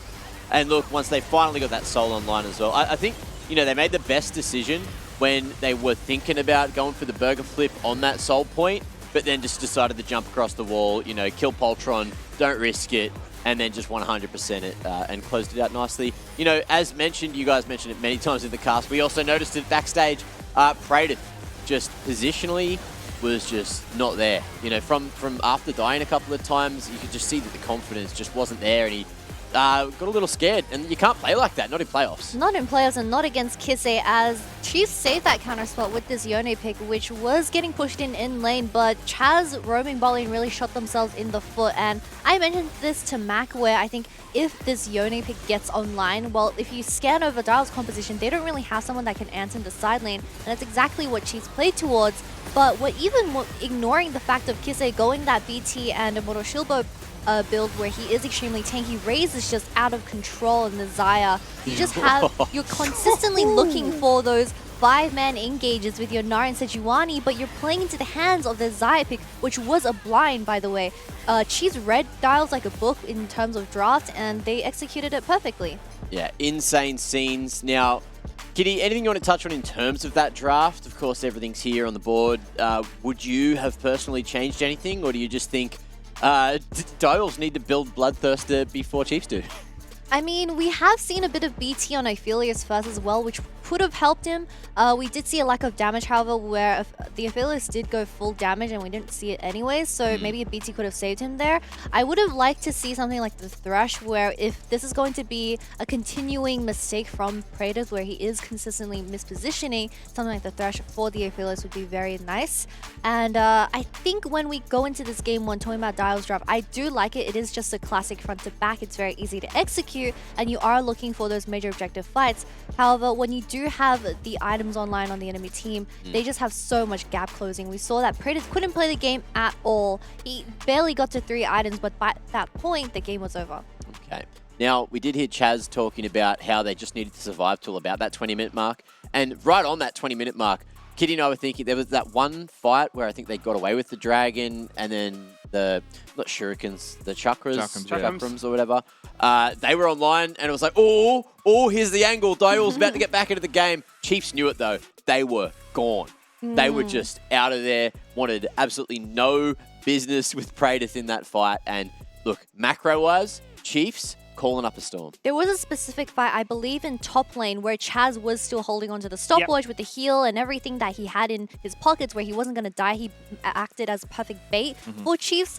And then I believe that Praedyth joined in very late. He missed the ultimate by like just a tiny bit. I think by that point in the stage, you just have to flash for it. He had the flash, he had the gravitum. You just flash for it, you root everyone, and you come back from that game. But because of how Praedyth was getting treated the entire early game, he was just so scared. And it really is just a mental battle where you saw him kind of being defeated in the mid lane. Now look, I asked you what you would have changed in the draft, but I'm asking you now. What would you change in the draft? What champs do you want to see from the fans? That was the question today, and we have a few submissions from you guys as well. Let's see what you've sent in. We got Papa Pike, the legend, coming through with new Jinx buffs. Let's get excited. But is that in this patch, though? Jinx got buffed. I haven't read 13.5. I believe 13.5 Jinx got a zap buff and then Zap. something else. She got buffed in 2 departments. Okay. My friend, he's a Jinx main and he's like, wow, I'm so excited for patch 13.4. I'm going to get Challenger. He's Platinum, by the way. So I think that's some hard copium, but yeah, hopefully we get to see some Jinx soon. Jinx is Bring always back fun to watch. The Jinx fun. ultimate steals, like when it would splash and get like the Baron and stuff. Take me back to So those days. satisfying. To be fair, when that ult, the Super Mega Death Rocket, you know, Baron steals, as you mentioned, insane. But also, when I think of Jinx, I think of bloody Violet. So Yeah, if we true. get onto that patch, ooh, he's going to pop off. Either way, a few more to have a quick look at. Let's see who's next on the agenda. We got Celine coming in. Very much a fan favorite at the moment. Celine really coming through with the goods. As a Nico main, I would love to see more Nico. She can be really good as a pick into engage comps. Also, Senna, she's really, really good at the moment, and I'd like to see more teams pick her up. Has any team been playing a bit of Senna in that support role internationally? Senna's been played internationally, yeah, for sure. It's definitely been a massive resurgence. Nico, I'm not sure on that one. Nico would be really good if you could take the summon as Snowball. Oh, true. In Nico would ARAMs. be Competitive so ARAMs, oh my good. gosh. She's just terror in ARAMs, but it's like you're seeing from Celine's tweet, it's very actually hard to find a condition where Nico's even viable. And if that's true, then they're probably not going to practice. Well, it. honestly, we could bring map vetoes into League of Legends and maybe get onto the bloody I'm snowy for one it. anyway. Game Look, 5, Howling Abyss. we've got another one to have a quick look at. That would be insane. That'd be hilarious. Spiticus coming through with pentakilling a Souls. Unfortunately, haven't had any pentakills. Got a couple of quadras from the Chazinator last week. Yeah, he's really hoping that we can get Chaz to try and do a repeat. It'd be crazy if Chaz did actually bust out in this series. Obviously, look very, very comfortable on it. But yeah, so close. So close to that pentakill. Whoa, what's that? Did you say dare? Well, yes, I've got one of those. And damn, I'm excited to have a quick sip.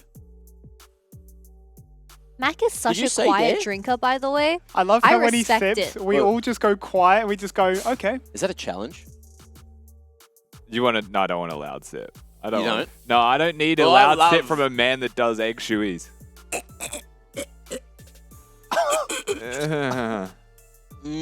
Oh, and on that note, I think Rusty needs to cool down. We got to go to a break. He's not feeling okay. Hopefully, my shoulder rubs will make him feel better. As the tip result goes onto Biped, but he just flashes away. The blue ultimate from the Moonlight Vigil doesn't do that much damage, though faster still not enough to try and find that kill. Look at Cleave, though, in response from Raze. He's 1v9ing, he's jumped on their head, ripped back the feathers and said, I am the king of Oath for a reason. He'll eventually fall on down, and Zonus will deny him of that luxury. But this has been bot lane diff from day one in this series.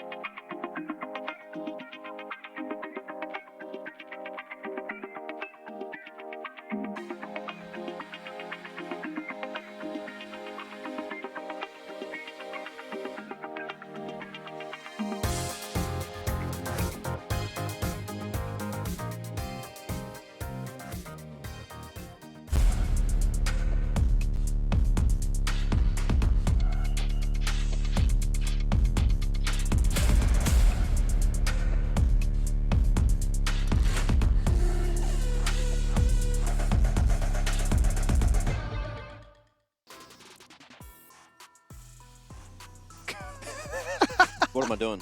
Riding a motorbike. I certainly am. Not flicking my wrist. Two. Oh, What about this, Mac? What are you doing? We're having a... What would you be doing? I'm in my mum's car. Brum, brum. Oh my god. Welcome back to the LCO, where it's playoffs time and we're taking everything extremely seriously. Either way, I was flicking my wrist for a reason because we were talking about a specific little flick during the break. It's something we didn't get to see in the replays, but we've managed to secure it. Rusty in particular wanted to feast his eyes on it again.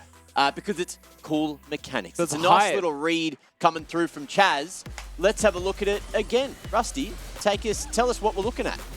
So, yeah, we're watching Chaz get a predict onto Biopanther, which I thought was just super cool. We saw it in game, but he predicts the flash body slam over the wall, so he's 3 steps ahead the mind of Biopanther. I just thought it was a really cool little play. So you'd be very chuffed with this one if you are Chaz. And I think celebrate Chaz's performance in game number 1 as well, right? Because he was having a fantastic performance, even though his team lost. He was like 4-1-3 in the second last team fight. So. The funniest thing about that is if that happened at my rank, either the flip would happen and the guy wouldn't flash because no one's keeping track of sums, or the flash would happen and it'd be in like the opposite direction and the flip would happen and then all the teammates would instantly like question mark ping you like, why would you do that? Why would you ever put it there? So, When you make a predict flash play, you always take a 50-50. Either one, you look like an absolute clown, or you look like the next faker. And Chaz did just that. Yes, he certainly did. Now, are we going to see him pick into the Talia again, or do you think they're going to try to maybe save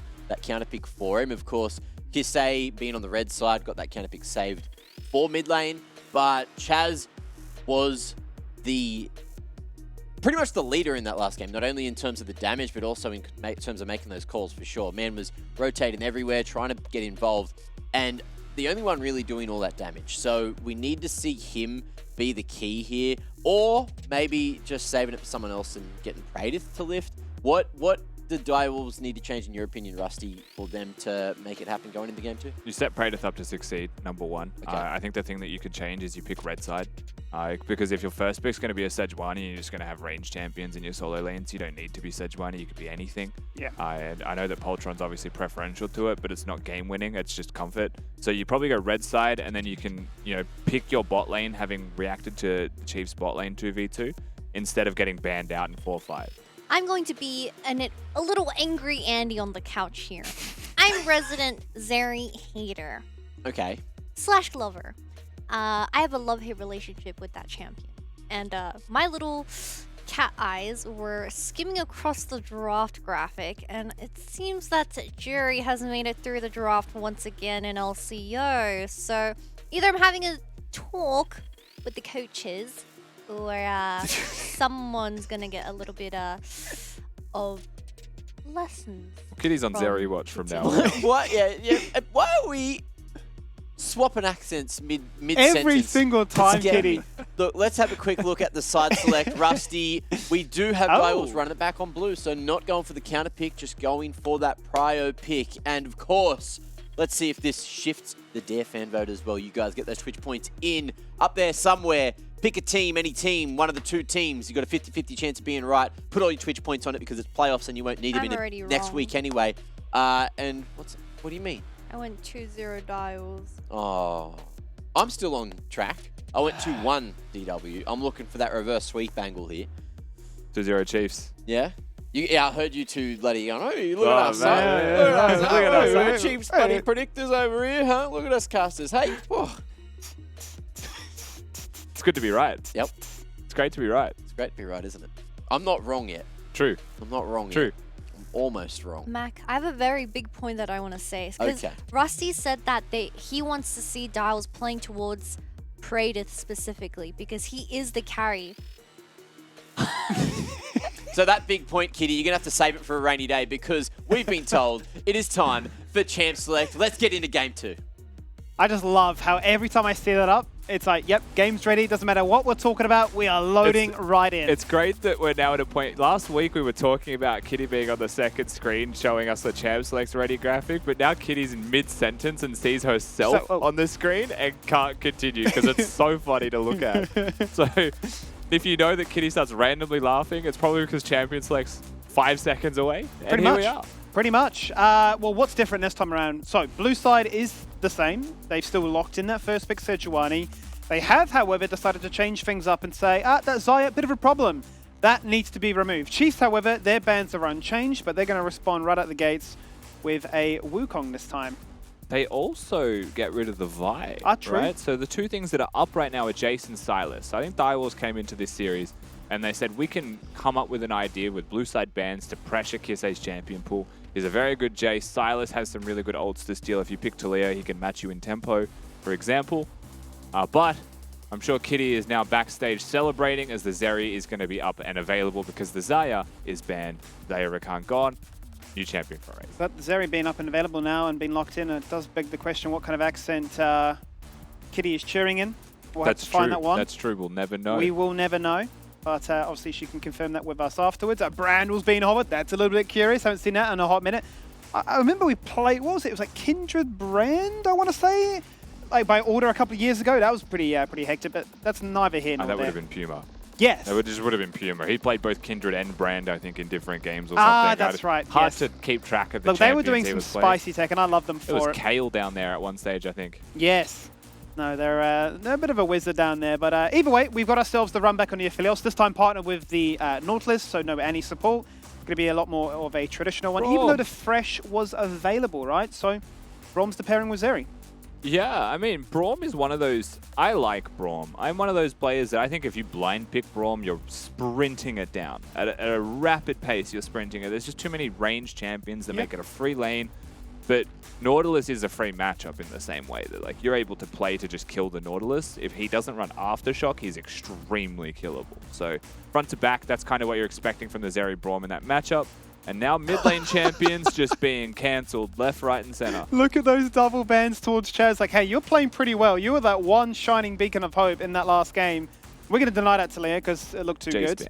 Ooh, And that early Gragas. and Soul has to be taken away as well. So the Gragas being denied as a flex because it came in this pick last time, which caused a lot of headaches for what Direwolf's response was. If they lock Cassante, I want Zoranus to pick Cho'Gath with 0 hesitation and 0 delay. But that's also, I think Cassante is pickable. I'm just not a fan of Cassante currently in what we've seen from O's teams with the champion.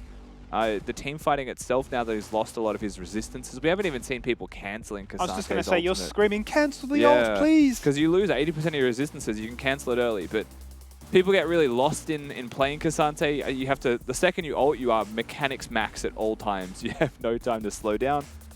We are going to get the Cassante, so Direwolves, with the Sejuani there, can very easily consider the Jax type champion. They certainly can. Cho'Gath, though, surely. Zoranus is one, like Biopanther, that has an expansive champion pool and will play anything. But they're going to currently hold the Victor and seemingly want a more traditional mid lane matchup, given that you're assuming it is still Kiss 8 hovering. You could Akali, but I think the issue for Chaz is that he's going to be blind picking, so there's very limited options in that respect. So he's going to go for the Victor. It could have been Ori, it could have been scaling champion. You've got your Ari, etc. as well that we've been seeing some people play, but the Talia was gone. So Victor kind of does fit the scaling pathway for Direwolves. Their whole comp has a lot of scaling in it, which means they can be considered vulnerable early, and I wouldn't be surprised to see the Chiefs try and pick at that.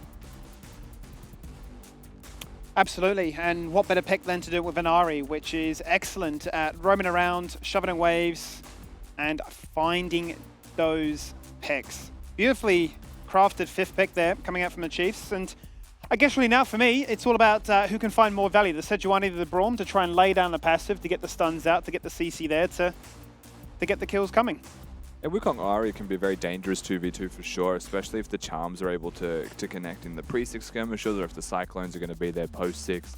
It does kind of incentivize you to want to run cleanse now, especially because you're looking at Braum that has a Zeri that can auto-attack and press Q, right, to contribute stacks of that stun passive. Ari with the charm there as well, so it removes a lot of what is considered like an engage threat from the Chiefs. And then you just respect the Wukong and you can play the game out of the Direwolves. But for me, the main goal here for Direwolves is scale, run those cleanses, get to those team fights, look at 20 minutes, maybe even 30 minutes, right, depending on how fast they farm. The Chiefs can be aggressive, in my opinion, from level 2. Maybe even level 1, because Braum's one of the best late invade champions in League of Legends. It makes every comp a good invade comp. So they might be able to look for something. Which makes it interesting then as to, are we going to see Direwolves just sit back, coast on through those first 15 minutes, or will they say, hey, we do have to respect just how much pick potential Chiefs have and how aggressive they can be in these early stages, so we do need to default back to the old style, which has been Direwolves scale, Poltron guarantees that bot lane is protected, and we sort of just wait for those 15 minutes to go by. I'm very curious to see the approach here coming into Game 2 as to, can Chiefs get enough of a lead? And can Direwolves hold on to become strong enough? And it's not going to be an Aphelios Annie this time around in the bottom lane for the Wolfpack. It is going to be the Aphelios with the Nautilus, so they can be much more proactive. It feels like Decoy has found his comfort zone on the Nautilus as well, being able to look for engage angles and be proactive himself. But this Braum pick can do so much work in stopping specifically Decoy, can do so much work in counter-engaging, because if he hooks, immediately Braum presses Q auto attack, Zeri presses Q auto attack, you're stunned, you're actually just stuck. And there's going to be the Guardian to remove all damage combo that you can do as well. So, Braum's not one of those champions that you're going to spend too much time talking about and can have some terrible matchups, but when the stage is set in a positive light for it, Braum goes hard. Certainly does, and I suppose one of those champions that beats the norm of not needing to necessarily go to Glacial Augment can become a little bit more innately tanky through your rune setup. So we'll have to wait and see how this bot lane matchup does play out. Double Ignite is there, no exhaust to be seen. And an Electrocute Ari, which is going to be very much in Chaz's face. Poltron just having fun with it. It knows the camera's on him. Observers as well. We're just ADHD. They just heard the noise and like, yes. Where? Zoom. Yes. All right, we are going to start these lanes off. Leash for top lane, Biopanther has actually been pretty consistently leashing for Babip lately. It does usually indicate a path from top to bottom, and that does usually mean that the Cassante is going to be on the weak side of the map. Quick note as well, while we're looking at bottom lane, while both junglers are most likely pathing towards here, Praedyth can play ranges and minion waves really easily as the Aphelios into the Zeri as far as the 1v1 is concerned. And it is also Direwolves that I would say have the proactivity in this 2v2. They are the ones that get to choose to be aggressive. There is some tech that I like running in solo queue with Braum where you go for Q into W. You just jump on a minion at level 2 and just start the stun passive off, or you Q flash. Those are your two tools as a Braum. When you have junglers nearby, that's easy to do.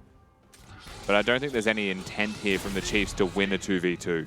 They just want to chill, scale up themselves, be passive and farm quite nicely. And if Direwolves make a mistake, that's where they pounce. Absolutely. One misstep and you can certainly look to capitalize on that one. Much the same as this top lane as well, right? You know, the Gnar can obviously be very aggressive with his ranged form. Obviously can hit you in the mega form as well for a lot of damage at just that. But one misstep, the Cassante drags you back in, especially with the ultimate. Yeah. You get taken underneath that turret and you're in a world of trouble. That is exactly how Zoranus died in game 1 from the Gragas instead, right? So Cassante and Gnar, both very good punishing champions on positional errors. Or oversteps, or if you get greedy for a plate, because the Gnar tends to push, tends to try and throw boomerangs out while hitting the waves, keeping that fleet footwork proc up as well.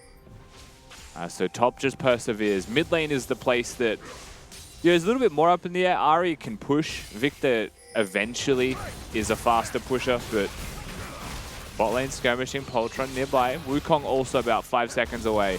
Yeah, the fight is going to continue, and it is still going to mean that these 2v2s will take place as the jungler will arrive. Poltron here first to the scene. Babip needs to run down as quickly as he can, because Aladoric's in a world of trouble. First blood goes the way of Praedyth. Babip now with double buffs. How much would he decide to commit to it? Ultimately says, I don't see the world. Maybe Ray's saying it's not worth it. Yeah, he's going to commit nothing. Ignite not used by Aladoric, just the flash. Both summoners still going to be available for Raze, and the wave was in a really good position for Raze to just catch it. I think they just choose to let that one simmer, get the Scuttle Crab for yourself. Just try and get some extra money into the pockets of the jungler and AD carry of the Chiefs squad, but that's a really nice start here for Direwolves. And a very nice start for Praedyth, who is not going to be having a 0-5 Aphelios game.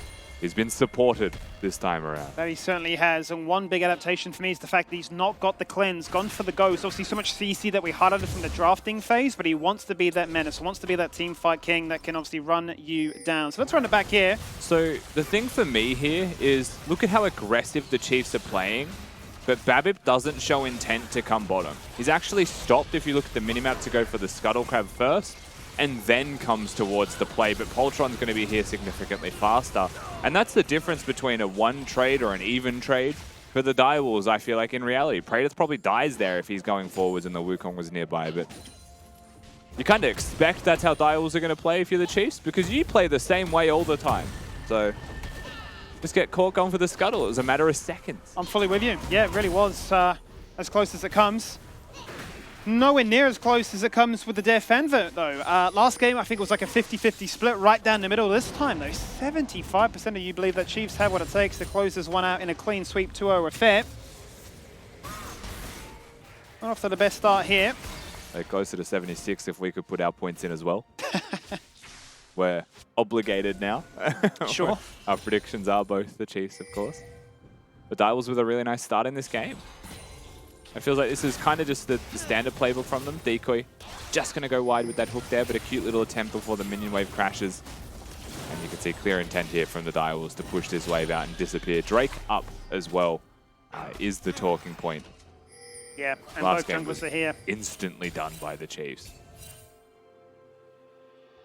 Ultron going to find himself into the bot tri-bush and see what's up. They also have a control ward on it right now, but the Chiefs are well aware of it by that ping. I guess really now it's all about making sure you can unlock this mid lane to be that deciding factor, influence the numbers advantage. Oh, Ooh. Decoy's not messing around. He's had his breakfast, I'll tell you that much. That was an angry flash with no hesitation. We love a good flash from a Nautilus though, because they always have that Hex Flash there to back them up anyway. And Hex Flash is so useful in your early utility, moving around, looking for engage angles, or just navigating around vision. But ultimately, as you are seeing, Kisse is able to force priority in mid lane against the tier rush Victor, who's just farming. Not going to have kill involvement, so just needs to get up to 100 stacks on his passive to evolve the E, and then he'll be able to match the tempo of the Ahri, who's constantly pressing Q on these waves. And as bot lane ebbs and flows, as the waves stack and crash, Chiefs found their moment to get in there. They might miss a couple of minions from it, but when all said and done, nice little play from the Chiefs overall. Yeah, I mean, the wave push was that hard that the Chaos Storm had to come out right to try and answer to it, so there was definitely no signs of Direwolves matching that. That's actually one thing that the Direwolves comp just does. Nah ults waves, Victor ults waves. It's like the two champions in their roles that just use abilities like that to one-hit minion waves. Just a fourth basic ability, really, isn't it? Yeah. Long cooldown, though, for the Victor. Like, it's a very clear sign if you've ulted that wave that you're focused on getting a good reset so you don't miss minions more than anything else, because that is a long time. He's still got a minute until that is even available, which is 2 more whole waves worth of time. So in clear intent to stay in lane, farm at what has really been 10 CS per minute, or in some cases even 12, when you're able to try and vacuum up as much as the jungle has to offer. Babib's going to arrive. Is level 5 to Poltron's level 6. We know how strong a Sejuani can be in a 1v1. But it's going to show a lot of restraint and respect. Just going to disengage away. And immediately a controller goes down onto the Herald as well. They are trying to keep tabs on Poltron at all times. So think back to the first game. That was the one thing that went really nicely for Direwolves, is they tracked Babib. They kept him busy. Similar thing can be said in how this game too played out, because they had first move with their jungler, but now the shoe's on the other foot a little bit. Yeah, full all in here from the Chiefs bot lane. As soon as you land that Winter's Bite, Decoy is in a lot of trouble. Concussive Blows does its job, and Praetor is forced to burn that flash as well as the Ghost. Double Summon is lost again. Cannot afford to be stunned because he has no get out of jail free card. And just like we spoke about, right? So easy to punish mispositions, missteps. Direwolves a little bit too far. You get in auto attack range, you get hit by a single Concussive Blows proc, that's it.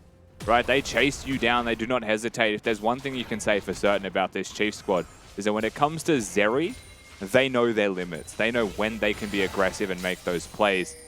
We hold that conversation because junglers meet in the river. Waiting so patiently here, looking for the steal, looking for the contest. Chaz, Zoranus, they're both here as well. Herald fully reset, Poltron in a lot of trouble, but Bio jumps in as there's not on my watch. 2-man knock up from the depth charge, but the ease of repositioning for an Ahri means that Decoy is not sitting pretty and is just simply dead. That was so nice from the Chiefs, and I'm hoping we actually get a replay of that little skirmish, because Babib just snaps their ankles off. They just cleanly jukes all of them. Direwolves lose that team fight. It was a fight that they seem to have looked for, but it was one that the Chiefs are able to get control of. Now it starts with a little bit of aggression from Poltron, shows out of the bush, looks for maybe a smite still, but the Herald's going to reset. Zoranus also Mega Gnar. They engage, they'll use the W, they'll R2, and then they'll just dodge. So Zoranus jumps, can't even ult anything. He hits the wall, just an air ball from the Gnar.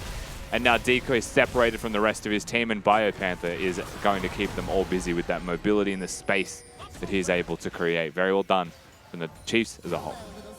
Certainly is, and a kill that's going to give him a little bit of a helping hand in the CS deficit he currently finds himself in. Obviously a massive wave about to crash to try and help even those numbers.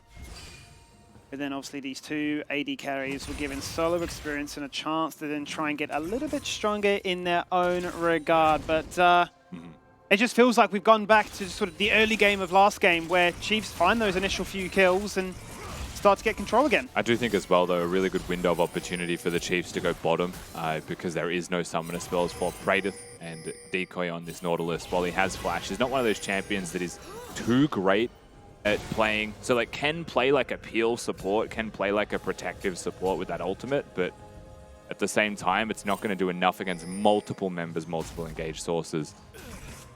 So Praetor's in a very vulnerable period of time, has to play the waves to be super passive, super defensive, and not let Babib or Kisse get down here. But we spoke about that priority in mid. I mean, it hasn't stopped. He's just pushing and disappearing into Fog of War, dipping bot side, and not letting Direwolves feel safe ever. I think that's the key point, right, is the Fog of War, because the vision does belong to Chiefs. So even if he is feigning the fact that he wants to go for a bot dive, they'll never know. That sweeper actually is like low-key a tell that Babip is nearby, and you can tell how passive Dial's been playing. We'll see if they fall for it. As they go to the tri-bush and clear it out. Alidoric waiting on a flank angle. Ken Brawmol. Looking for it. Babip with the two-man knock-up. There's the Glacial Fissure. They only had one target in mind. It was always going to be Pradev. Meanwhile, top lane, 5 Panther is the focus, and a 1v1 up against the Sejuani has a 2-level advantage. You're thinking, Poltron, it's not really going to happen. Here's the thing, Skimmy. You know, I just sat here for how long and said that's going to happen, and it wasn't even under a turret. They didn't even need to go under the turret. That's how far forward he was pressing. And this is one of those situations where you just saw your jungler, right? We just saw Poltron ult top lane to stop a recall and upset tempo up there. Your jungler's not there to help you bottom. You can't overextend. They've swept the bush. Kind of a tell, in my opinion, but we have the vision that Babip was there. Yep. And still they fall for it. And I just don't think that's the type of play that you can make. That's not the type of mistake that you can make against the Chiefs and expect to win a game. Certainly being preyed upon as a result, and for all the good work that First Blood provided the Aphelios, it's certainly been unstuck by a few successful roams and attention put in all the right areas to make sure that, well, we know Direwolves want to be calm and we want them to obviously farm up a retreat, but Chiefs are pressing their advantage. They're finding their moments to strike and not letting that ease of access go to waste. And still feeling so strong for themselves. You can see now Kisei, Babip, they'll move together. Alidoric, it's already been control warded. Babip reveals himself because he can, wants a bit of extra money with that sweeper. Just really trying to keep Direwolves at threat, at risk, feeling unsafe in bottom lane so that even if the Chiefs aren't there, it feels like they are. And it goes from bad to worse. I think Kisei just stunned himself there to try and draw Chaz in. Yeah, well, he just walked into it, really. More than anything. He's going to mean that Babip can just hard force the Herald. Alidoric is here to support their objective, which is we want as many plates as possible. 15 seconds, the plates are gone. So let's cash in that check and make sure that our goal lead becomes a fraction bigger whilst we can. Poltron gets charmed up there, actually finds himself at about half HP, so very much is at risk of dying, especially with all of the priority and movement that Alidoric has without match from the Direwolves side. Kisei moves, they confirm that the Raptors are being done, they look at the bottom lane. They certainly do look at the bot lane, and Babip with an ultimate, raised with a lightning crash, and a target, and a focus, and a charm that goes wide, and a Moonlight Vigil, which really gets negated as the door goes up. Alidoric goes gold and switches aggro. Don't tell me he gets that alive, Frosty, he does! Unbelievable! Now they turn it around, Kisei with another charm going wide, but Chaz is here late. He has a flash, but he doesn't have a chance of catching anyone. I mean, it wasn't perfect from the Chiefs, but it doesn't need to be. The stopwatch was. They play it out really nicely through their AD carry and their support. Alidoric min-maxes may have died, may not have top fighting. Zonas is mega. Is definitely going to do whatever he can. All just going out of that wallop now, but it's been cute with our skill shots, seeing which one can land better. Bio even taunting him right now, saying, come at me. But back to the turret, he'll have to go. Yeah, just going to be an ultimate used. Not even traded, though. Alidoric and Babip are going to be nearby. So still has to respect that one. Might have just spotted him. Zonas doesn't know yet. Does now. Yeah, going to be very hard to try and force that gank, especially with Vision being revealed. But it's definitely meant that Poltron's work is cut out for him. Falling further and further behind in this jungled matchup. And the Wukong now 2-0. Let's run it back because they had infinite options. You can go topside to take out Poltron, or you can just collapse on bot and take them at the Gromp. I'm not sure if Chiefs were caught in a little bit of two minds there, because I'm sure the Wukong ult could have just been used on decoy while he was in the bush, but they might have been waiting for Kisei. Raze wasn't waiting for anyone. He was going, and the stopwatch, it looks like single-digit HP, to be honest, then flashes himself out to safety. Close, but you can't keep Alidoric down. And that's with the charms missing, right? That's with not 100% perfection on that dive. That's how confident they feel. They can just throw those abilities out. Just hit one haymaker is all it takes.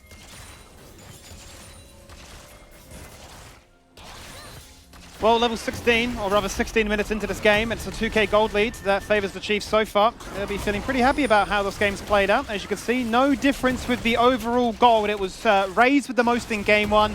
It is still raised with the most gold in game 2. And having now claimed that their second Herald, I mean, objectively, they've been sublime. Yeah, in terms of objectives, this game has been a shutout. This series has been a complete shutout, more specifically. And a lot of it in game number 1 revolved around keeping Chaz down. This time around, it has revolved around the similar vein of don't let Praetor feel safe, keep him pressured, constantly keep Praetor pressured, but they haven't even bothered killing Chaz. So he is a farmed Victor. He is going to be a prolific teamfight source for the Direwolves, and generally speaking, the Direwolves have really good scaling, right? They have the Aphelios for teamfights, they have the Victor for teamfights, but it's just starting to ramp up. It's not an insurmountable lead, but in terms of momentum, it's hard to slow the Chiefs down. Well, let's see what Direwolves can do to try and put the brakes on, because that third dragon is just about to spawn. They are the ones in the driving seat now, sat in the river, ready to start things up, ready to welcome in the Chiefs. There's Zoranis in mini, looking to try and build up that bar, get to Mega as quickly as he can. Has a flash, has an ability. Green-white weapons as well for Praetor, so they can consider this. Look at the wall. Oh no! Bios denied it! That would have been a massive Gnar ultimate, and the dragon held a suspension. That's not going to be claimed. Babbitt gonna die because that green and white weapon. What is the rule? Certainly green and white don't fight. Aphelios doing a little bit too much damage right now. Inside the pit, they will claim it eventually. Taken by Chaz of all people. But that was their only goal, right? We will get the dragon whilst the rest of the team will die to the Chiefs. And the carries do get out alive, so that's the most important part for them here as well. We spoke about Chaz having not been targeted. Well, he's now 1-0-1 on this Victor, and is definitely going to be an issue that the Chiefs have to deal with. And in this fight, they have their item spikes. They're not too far behind in overall strength in items. Zoranis ticks Mega. They've got green-white. They've stacked up those chakrams. A huge ultimate coming out of the Aphelios as well as the Victor to stick the very beginning of this skirmish off. And top laners just hitting each other in their own world. Eventually, Kisei will use the ult stacks. He'll get there, but he's going to run out of ultimate time here at the very end. And so they're not going to be able to chase beyond. It does still work out to be a favorable trading kills for the Chiefs. Their carries themselves are still massively fed, but the Dials with some very strong signs of life. Could have been a very different outcome. Could have been a fight where Direwolves were winning really handedly there. A beautiful denial of that massive Gnar ultimate will stem that. Second hero will be used. Will it get the charge off? We'll never know. Observers don't want us to find out because Praetor's in trouble. He's got a flash, but he's holding on. And he's just going to die having burnt Gale Force. A little bit of deja vu between games there. Praetor, unnecessary deaths, unforced errors, it feels like, well capitalized upon by the Chiefs. And if that continues to happen, they start to lose all hope. Charm's just missing. Sejod also going to be traded off. The Chiefs with control of the mid lane, control of mid priority. That's how they won the first game, and they're going for it again.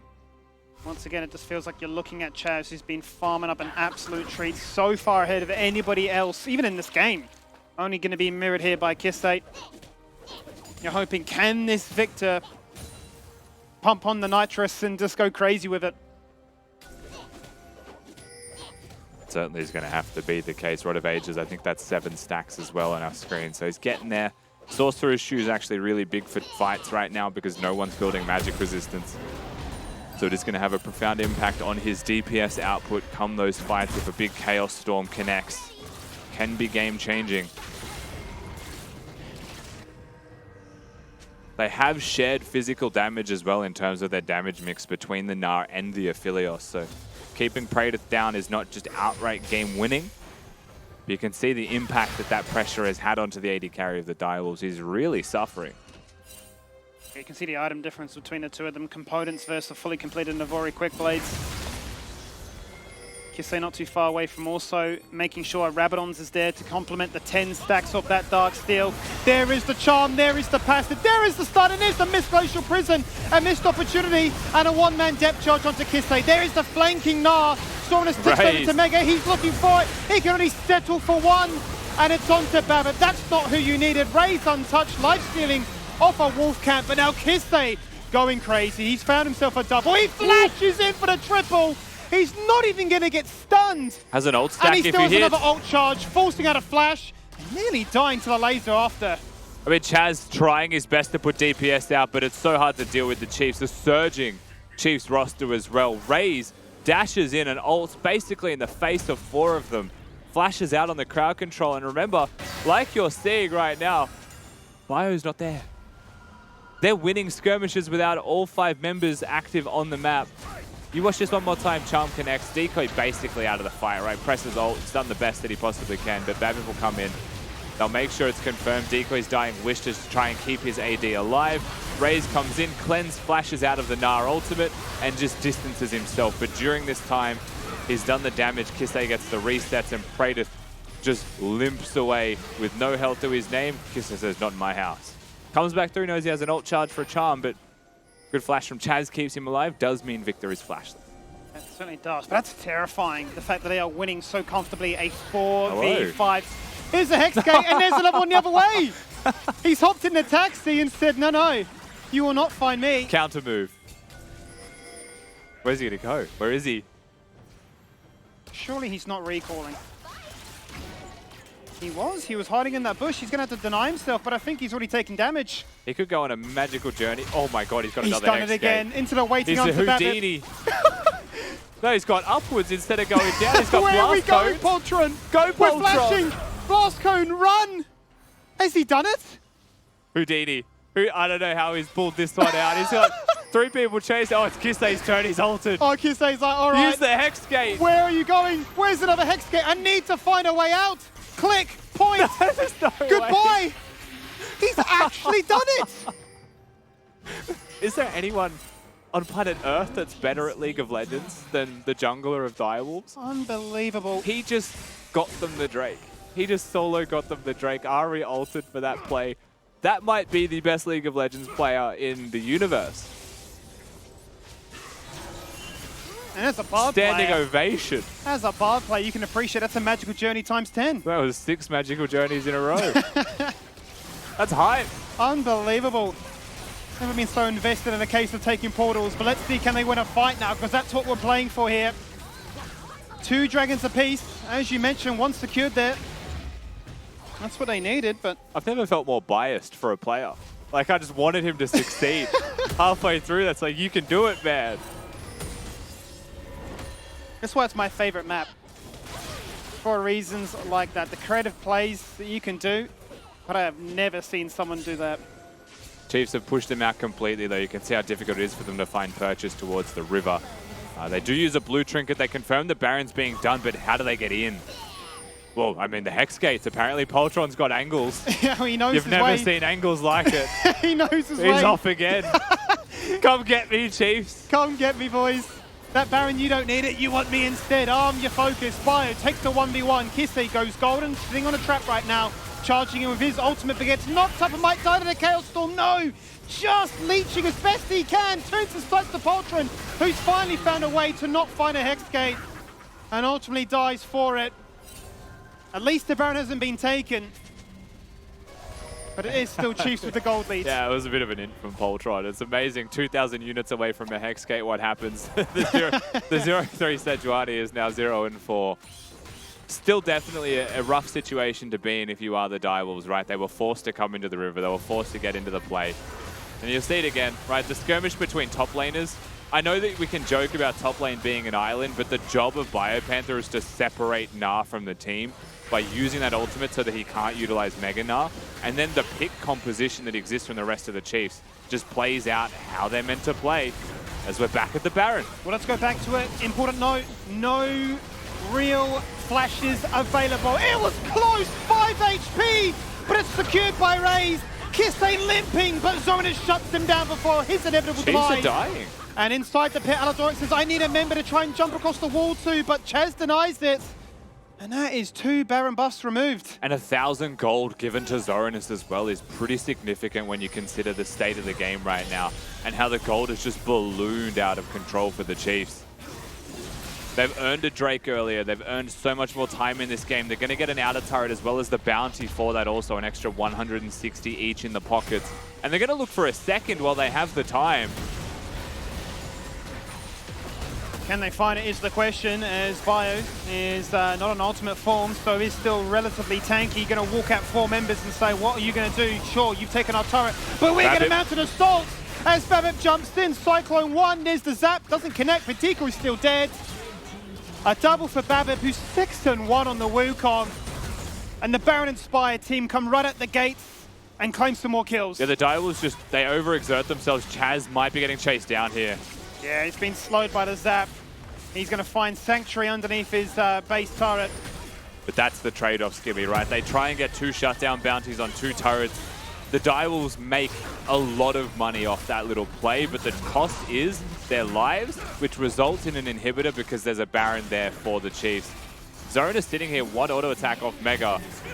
He's lucky that they've all gone in Hex Gates because he might have found Raze. He certainly has found Raze. Warlock, Glacial Prison, everything's thrown at Raze, who has no cleanse, has no flash, but he is still so healthy. How much CC has been on this man's head, and he can just do things like this, off across the wall and says, you've missed your moment.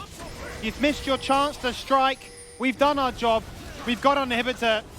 We're gone. And why is Raze alive there? It's because he has a Braum who can stand in front of him, just put the door up and say, stop damaging my ADC. No mobility, no dashes, doesn't matter. He is protected by his support. And the Chiefs will be able to disengage with the inhibitor safely in hand and a Drake up in 30 seconds. So still a good reset timer for them. Don't be surprised to see the Direwolves put all of their efforts towards this Drake pit. Now also note that they didn't get to clear the jungle area. They focused on mid lane priority into the objective. Oh no, Alodorox just walked straight into them. They set up a trap, but he's lived for such a long time. This is the perfect proving grounds for somebody like a Wukong to knock every single member up. 280 carries start off the fight, both Raze and Predator with the action, but now Zoran is separated from the team, can't do much. And a Hexgate once again, that'll get the Direwolves at the safety. Poltron this time has been denied his retreat. He's been baited in by the Hexgate better. Not going to be able to get that one. Guess they're going to take a bit of damage from a turret here, but the Drake should belong to the Chiefs. No worries at all. It's only the third of the game, so it is just threatening that soul point in 5 minutes. But the way that the game is going, excuse me, with a 9,000 gold difference between both the Direwolves and the Chiefs in Chiefs' favor, I don't think we get to that next Drake. Doesn't seem likely. Certainly doesn't. Let's run it back again because Direwolves do a great job just sneaking themselves in here. Yeah, they use mid control to get deep vision and just find one angle of access. But Alodoric, well, it looks like he's caught. I mean, he was, but he was with Babip. The reinforcements are in mid lane and they can cover distances. They have dashes and they can get over walls. And the play just simply fizzles out after they get that first pick. And Poltron, I mean, he just got really distracted clearing out some blue wards, didn't he? Gets this sometimes, it gets the best of us. Yeah, got to get that vision score up some way.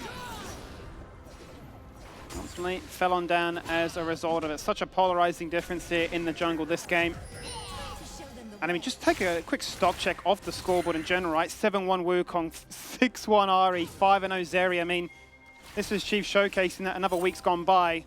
And we don't want to have, you know, the topsy-turvy results. We don't want to be the ones that stomp one game and then get stomped the other. Consistency is probably the most important thing that the Chiefs needed to find between their last round in stage 2 of the LCO and the playoffs that we're seeing now. Because if they didn't find consistency, every team was taking games from them. You know, they did lose a game and potentially a series to Ground Zero if that third game was played out. But this does feel like a different Chiefs. This is closer to the championship Chiefs that we're expecting to see. Because at all times, they just have their measure of the Direwolves. At all times, it feels like they're just one step ahead. And even if the Direwolves make a play, the counterpunch is stronger.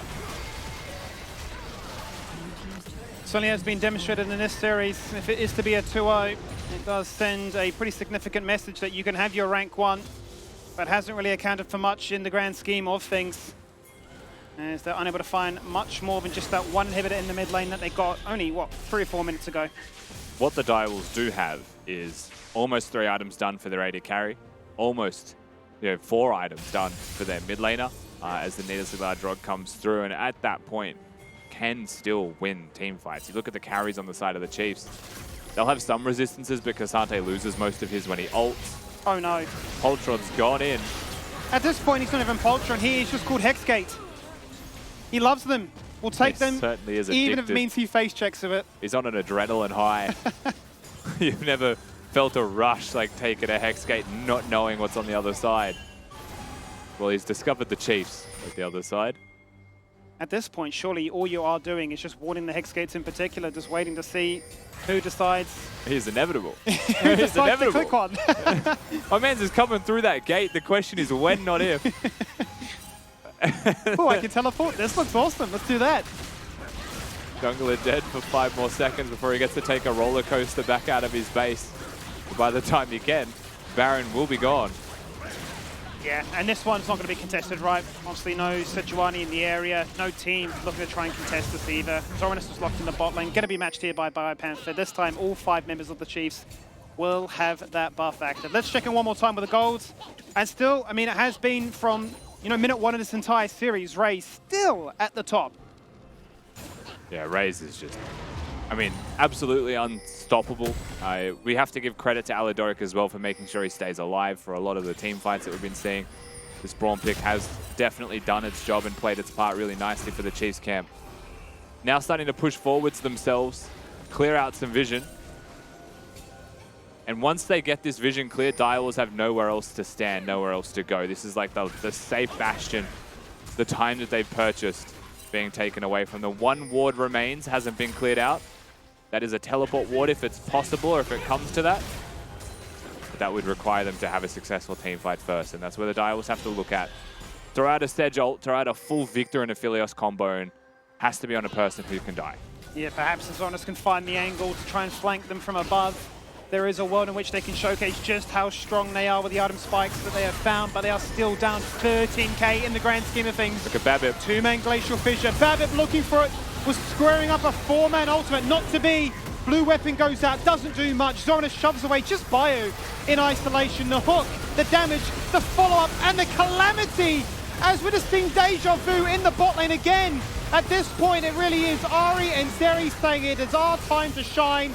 There is the ace, there is the victory, and there is Chiefs looking for the perfect 2-0. Yeah, another good team fight for the Chiefs. Direwolves close, but not close enough. Too far behind by the time the skirmishes came across, and the Chiefs just unstoppable. Well, they've come into this one with a point to prove, and boy, did they certainly prove it. For all the critique we mentioned around maybe just seeing a 3v3 take place in the bot lane, there were moments. But ultimately, when it came to team fighting, when it came to ability to try and outplay, we saw the Chiefs just look a little bit like their form of old. You could see why the Chiefs that won that, LCO split of last year, combined with those that won it for Auto and MSI, have come together, and it feels like the pieces are finally starting to come together. Yeah, if Direwolves are a top 4 team and they've taken games of some of the big dogs of our league, which they have, Chiefs made them look like it was an easy matchup once again, and that is the super team that we expected coming into this split. So it's refreshing to see the Chiefs, what feels like it's closer to their form, yeah, especially at this time of the season, right? When you're meant to peak and be the best team. Yeah. Hey, how you doing? You said big dog and I just turned up on the couch. I don't know if that's like magic. a coincidence or what, but Magic trick. Congratulations. Did you both go 2-0 or? I went 2-1. I was 2-0. You were 2-0. So Rusty on the catch-up mechanics with the correct prediction. Of course, doing his homework, and look, homework pays off, I guess. Everyone else, Losers couch, winners couch. Losers couch. Max, if you're watching as well, if you're co-streaming today, hold this, mate. Hold this. Enjoy. Join us. Join us on Wednesday, and you can hit me or just actually hold the L. Either way, look, big game coming through. A great start from Direwolves. But that was about it, and there were multiple points where, yeah, Chaz was trying to 1v9, trying to save the day throughout that middle of the game. But Chiefs are looking like they're finally starting to find the form we expected them to be bringing into this split.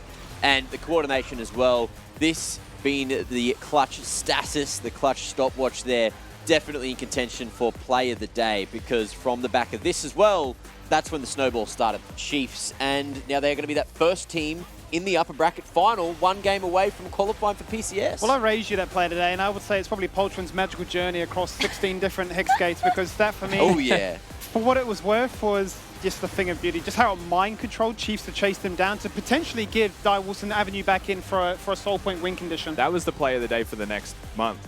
Yeah. I actually don't think we change play of the day for the next month. It's just Poltron surviving. I did request that as a happy highlight, so we can watch that again in Play a of the year. Before we go off topic about the magical journey, I did want to give credit to BioPanther. A lot of people really just don't give him enough credit for how well he plays these team fights. We've been saying that BioPanther is probably one of the best top laners we've produced for the past 3 years, and he just goes under the radar because he's on champion like Cassante, where it's not flashy, but if you look at all those team fights, Zorinus couldn't play the game. Yeah. I believe there was one specific team fight, it was a dragon fight, where Zorinus had flash available and he was going to look for the 5-man ultimate onto the wall, but Cassante spotted this, BioPanther just shot him through the wall and he was completely disconnected, and that was the fight that Dials wanted to take so they could come back in the game. And once again, I just wanted to touch on the Aphelios for game 2. I mean, it is Praetor's most iconic champion,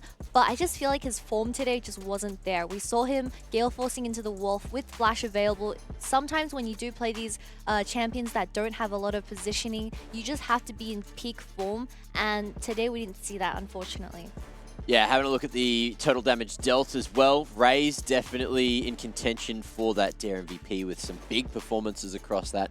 But it feels like almost everyone from the Chiefs could be in contention for that. Everyone doing their job so damn perfectly. No soul coming through. The game was getting to the point where I didn't know if Chiefs were going to just end it on that Baron when a team fight went their way, or if they were just going to wait out for that Elder and maybe try and flip a few more Drakes, have a few more fights, you know, just have a little bit more fun before the game is all said and done. I mean, the reality is they just kept finding picks onto Poltron as he was trying to get vision in the jungle, right? And it became kind of written for them. They didn't need to play for the Drake win condition because it was a constant 4v5. Just Chiefs always positioned aggressively and a little bit better, finding picks on Poltron and Praetor in mid lane as well.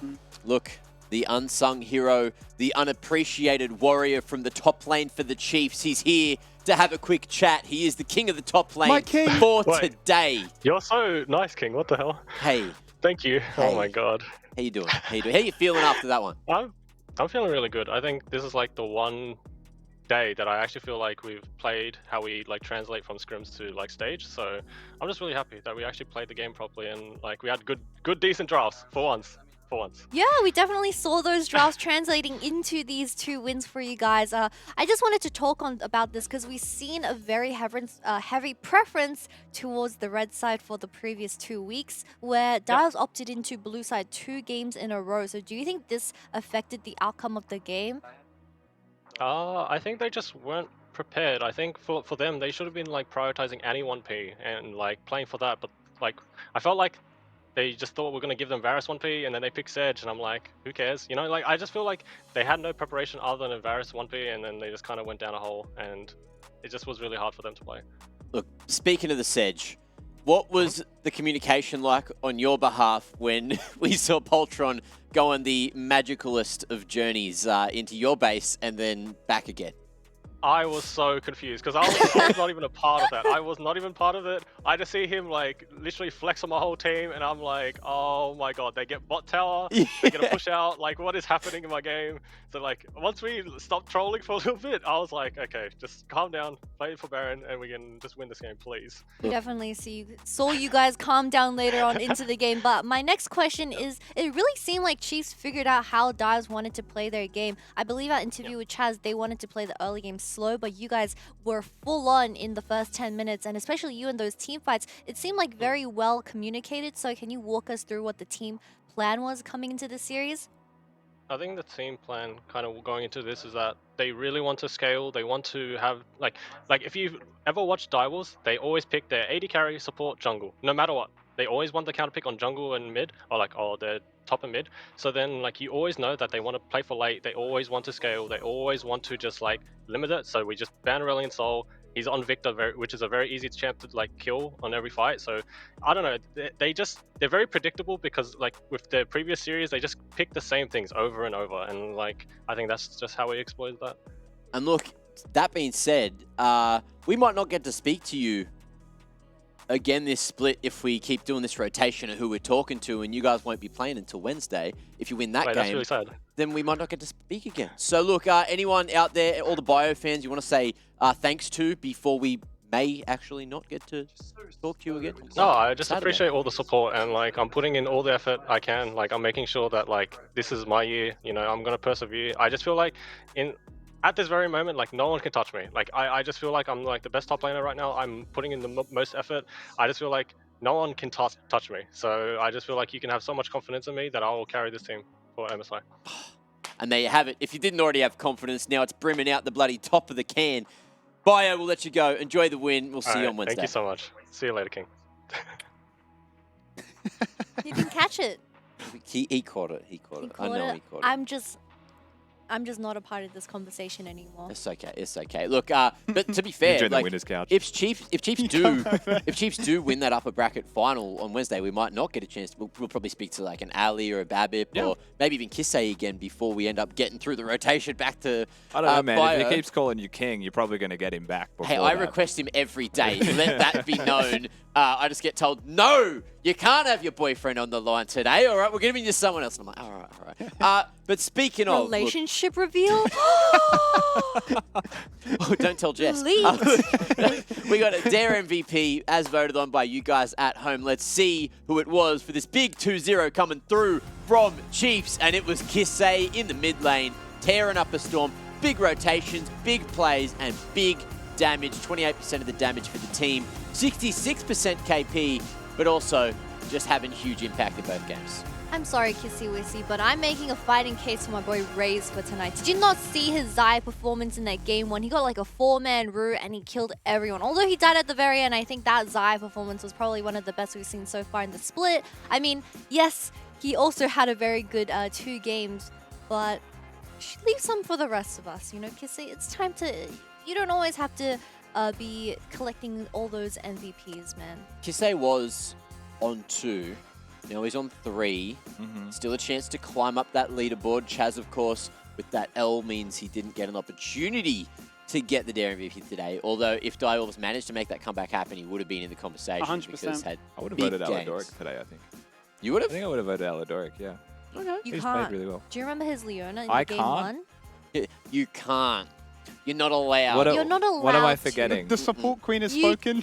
I specifically said Ali can't get MVP today. I am Okay. the evil But boss. what did he do on the Leona to stop it? He got caught 2 times where he flashed to the other side of the wall, remember? Oh, you that were one super flash was confused. bad. I don't That- know. yeah, Sit yeah, the yeah. hell down. Sit down, Rusty. Sit You don't the know hell what you're down. talking about. 2-0-2. You've casted too many games, We'll sit on our okay? winner's couch. It's all right, man. Yeah, I mean, listen, We We're got mate. your just mad. prediction right. You haven't got this Good over statement here. right. We're all right? salty. Nice over here.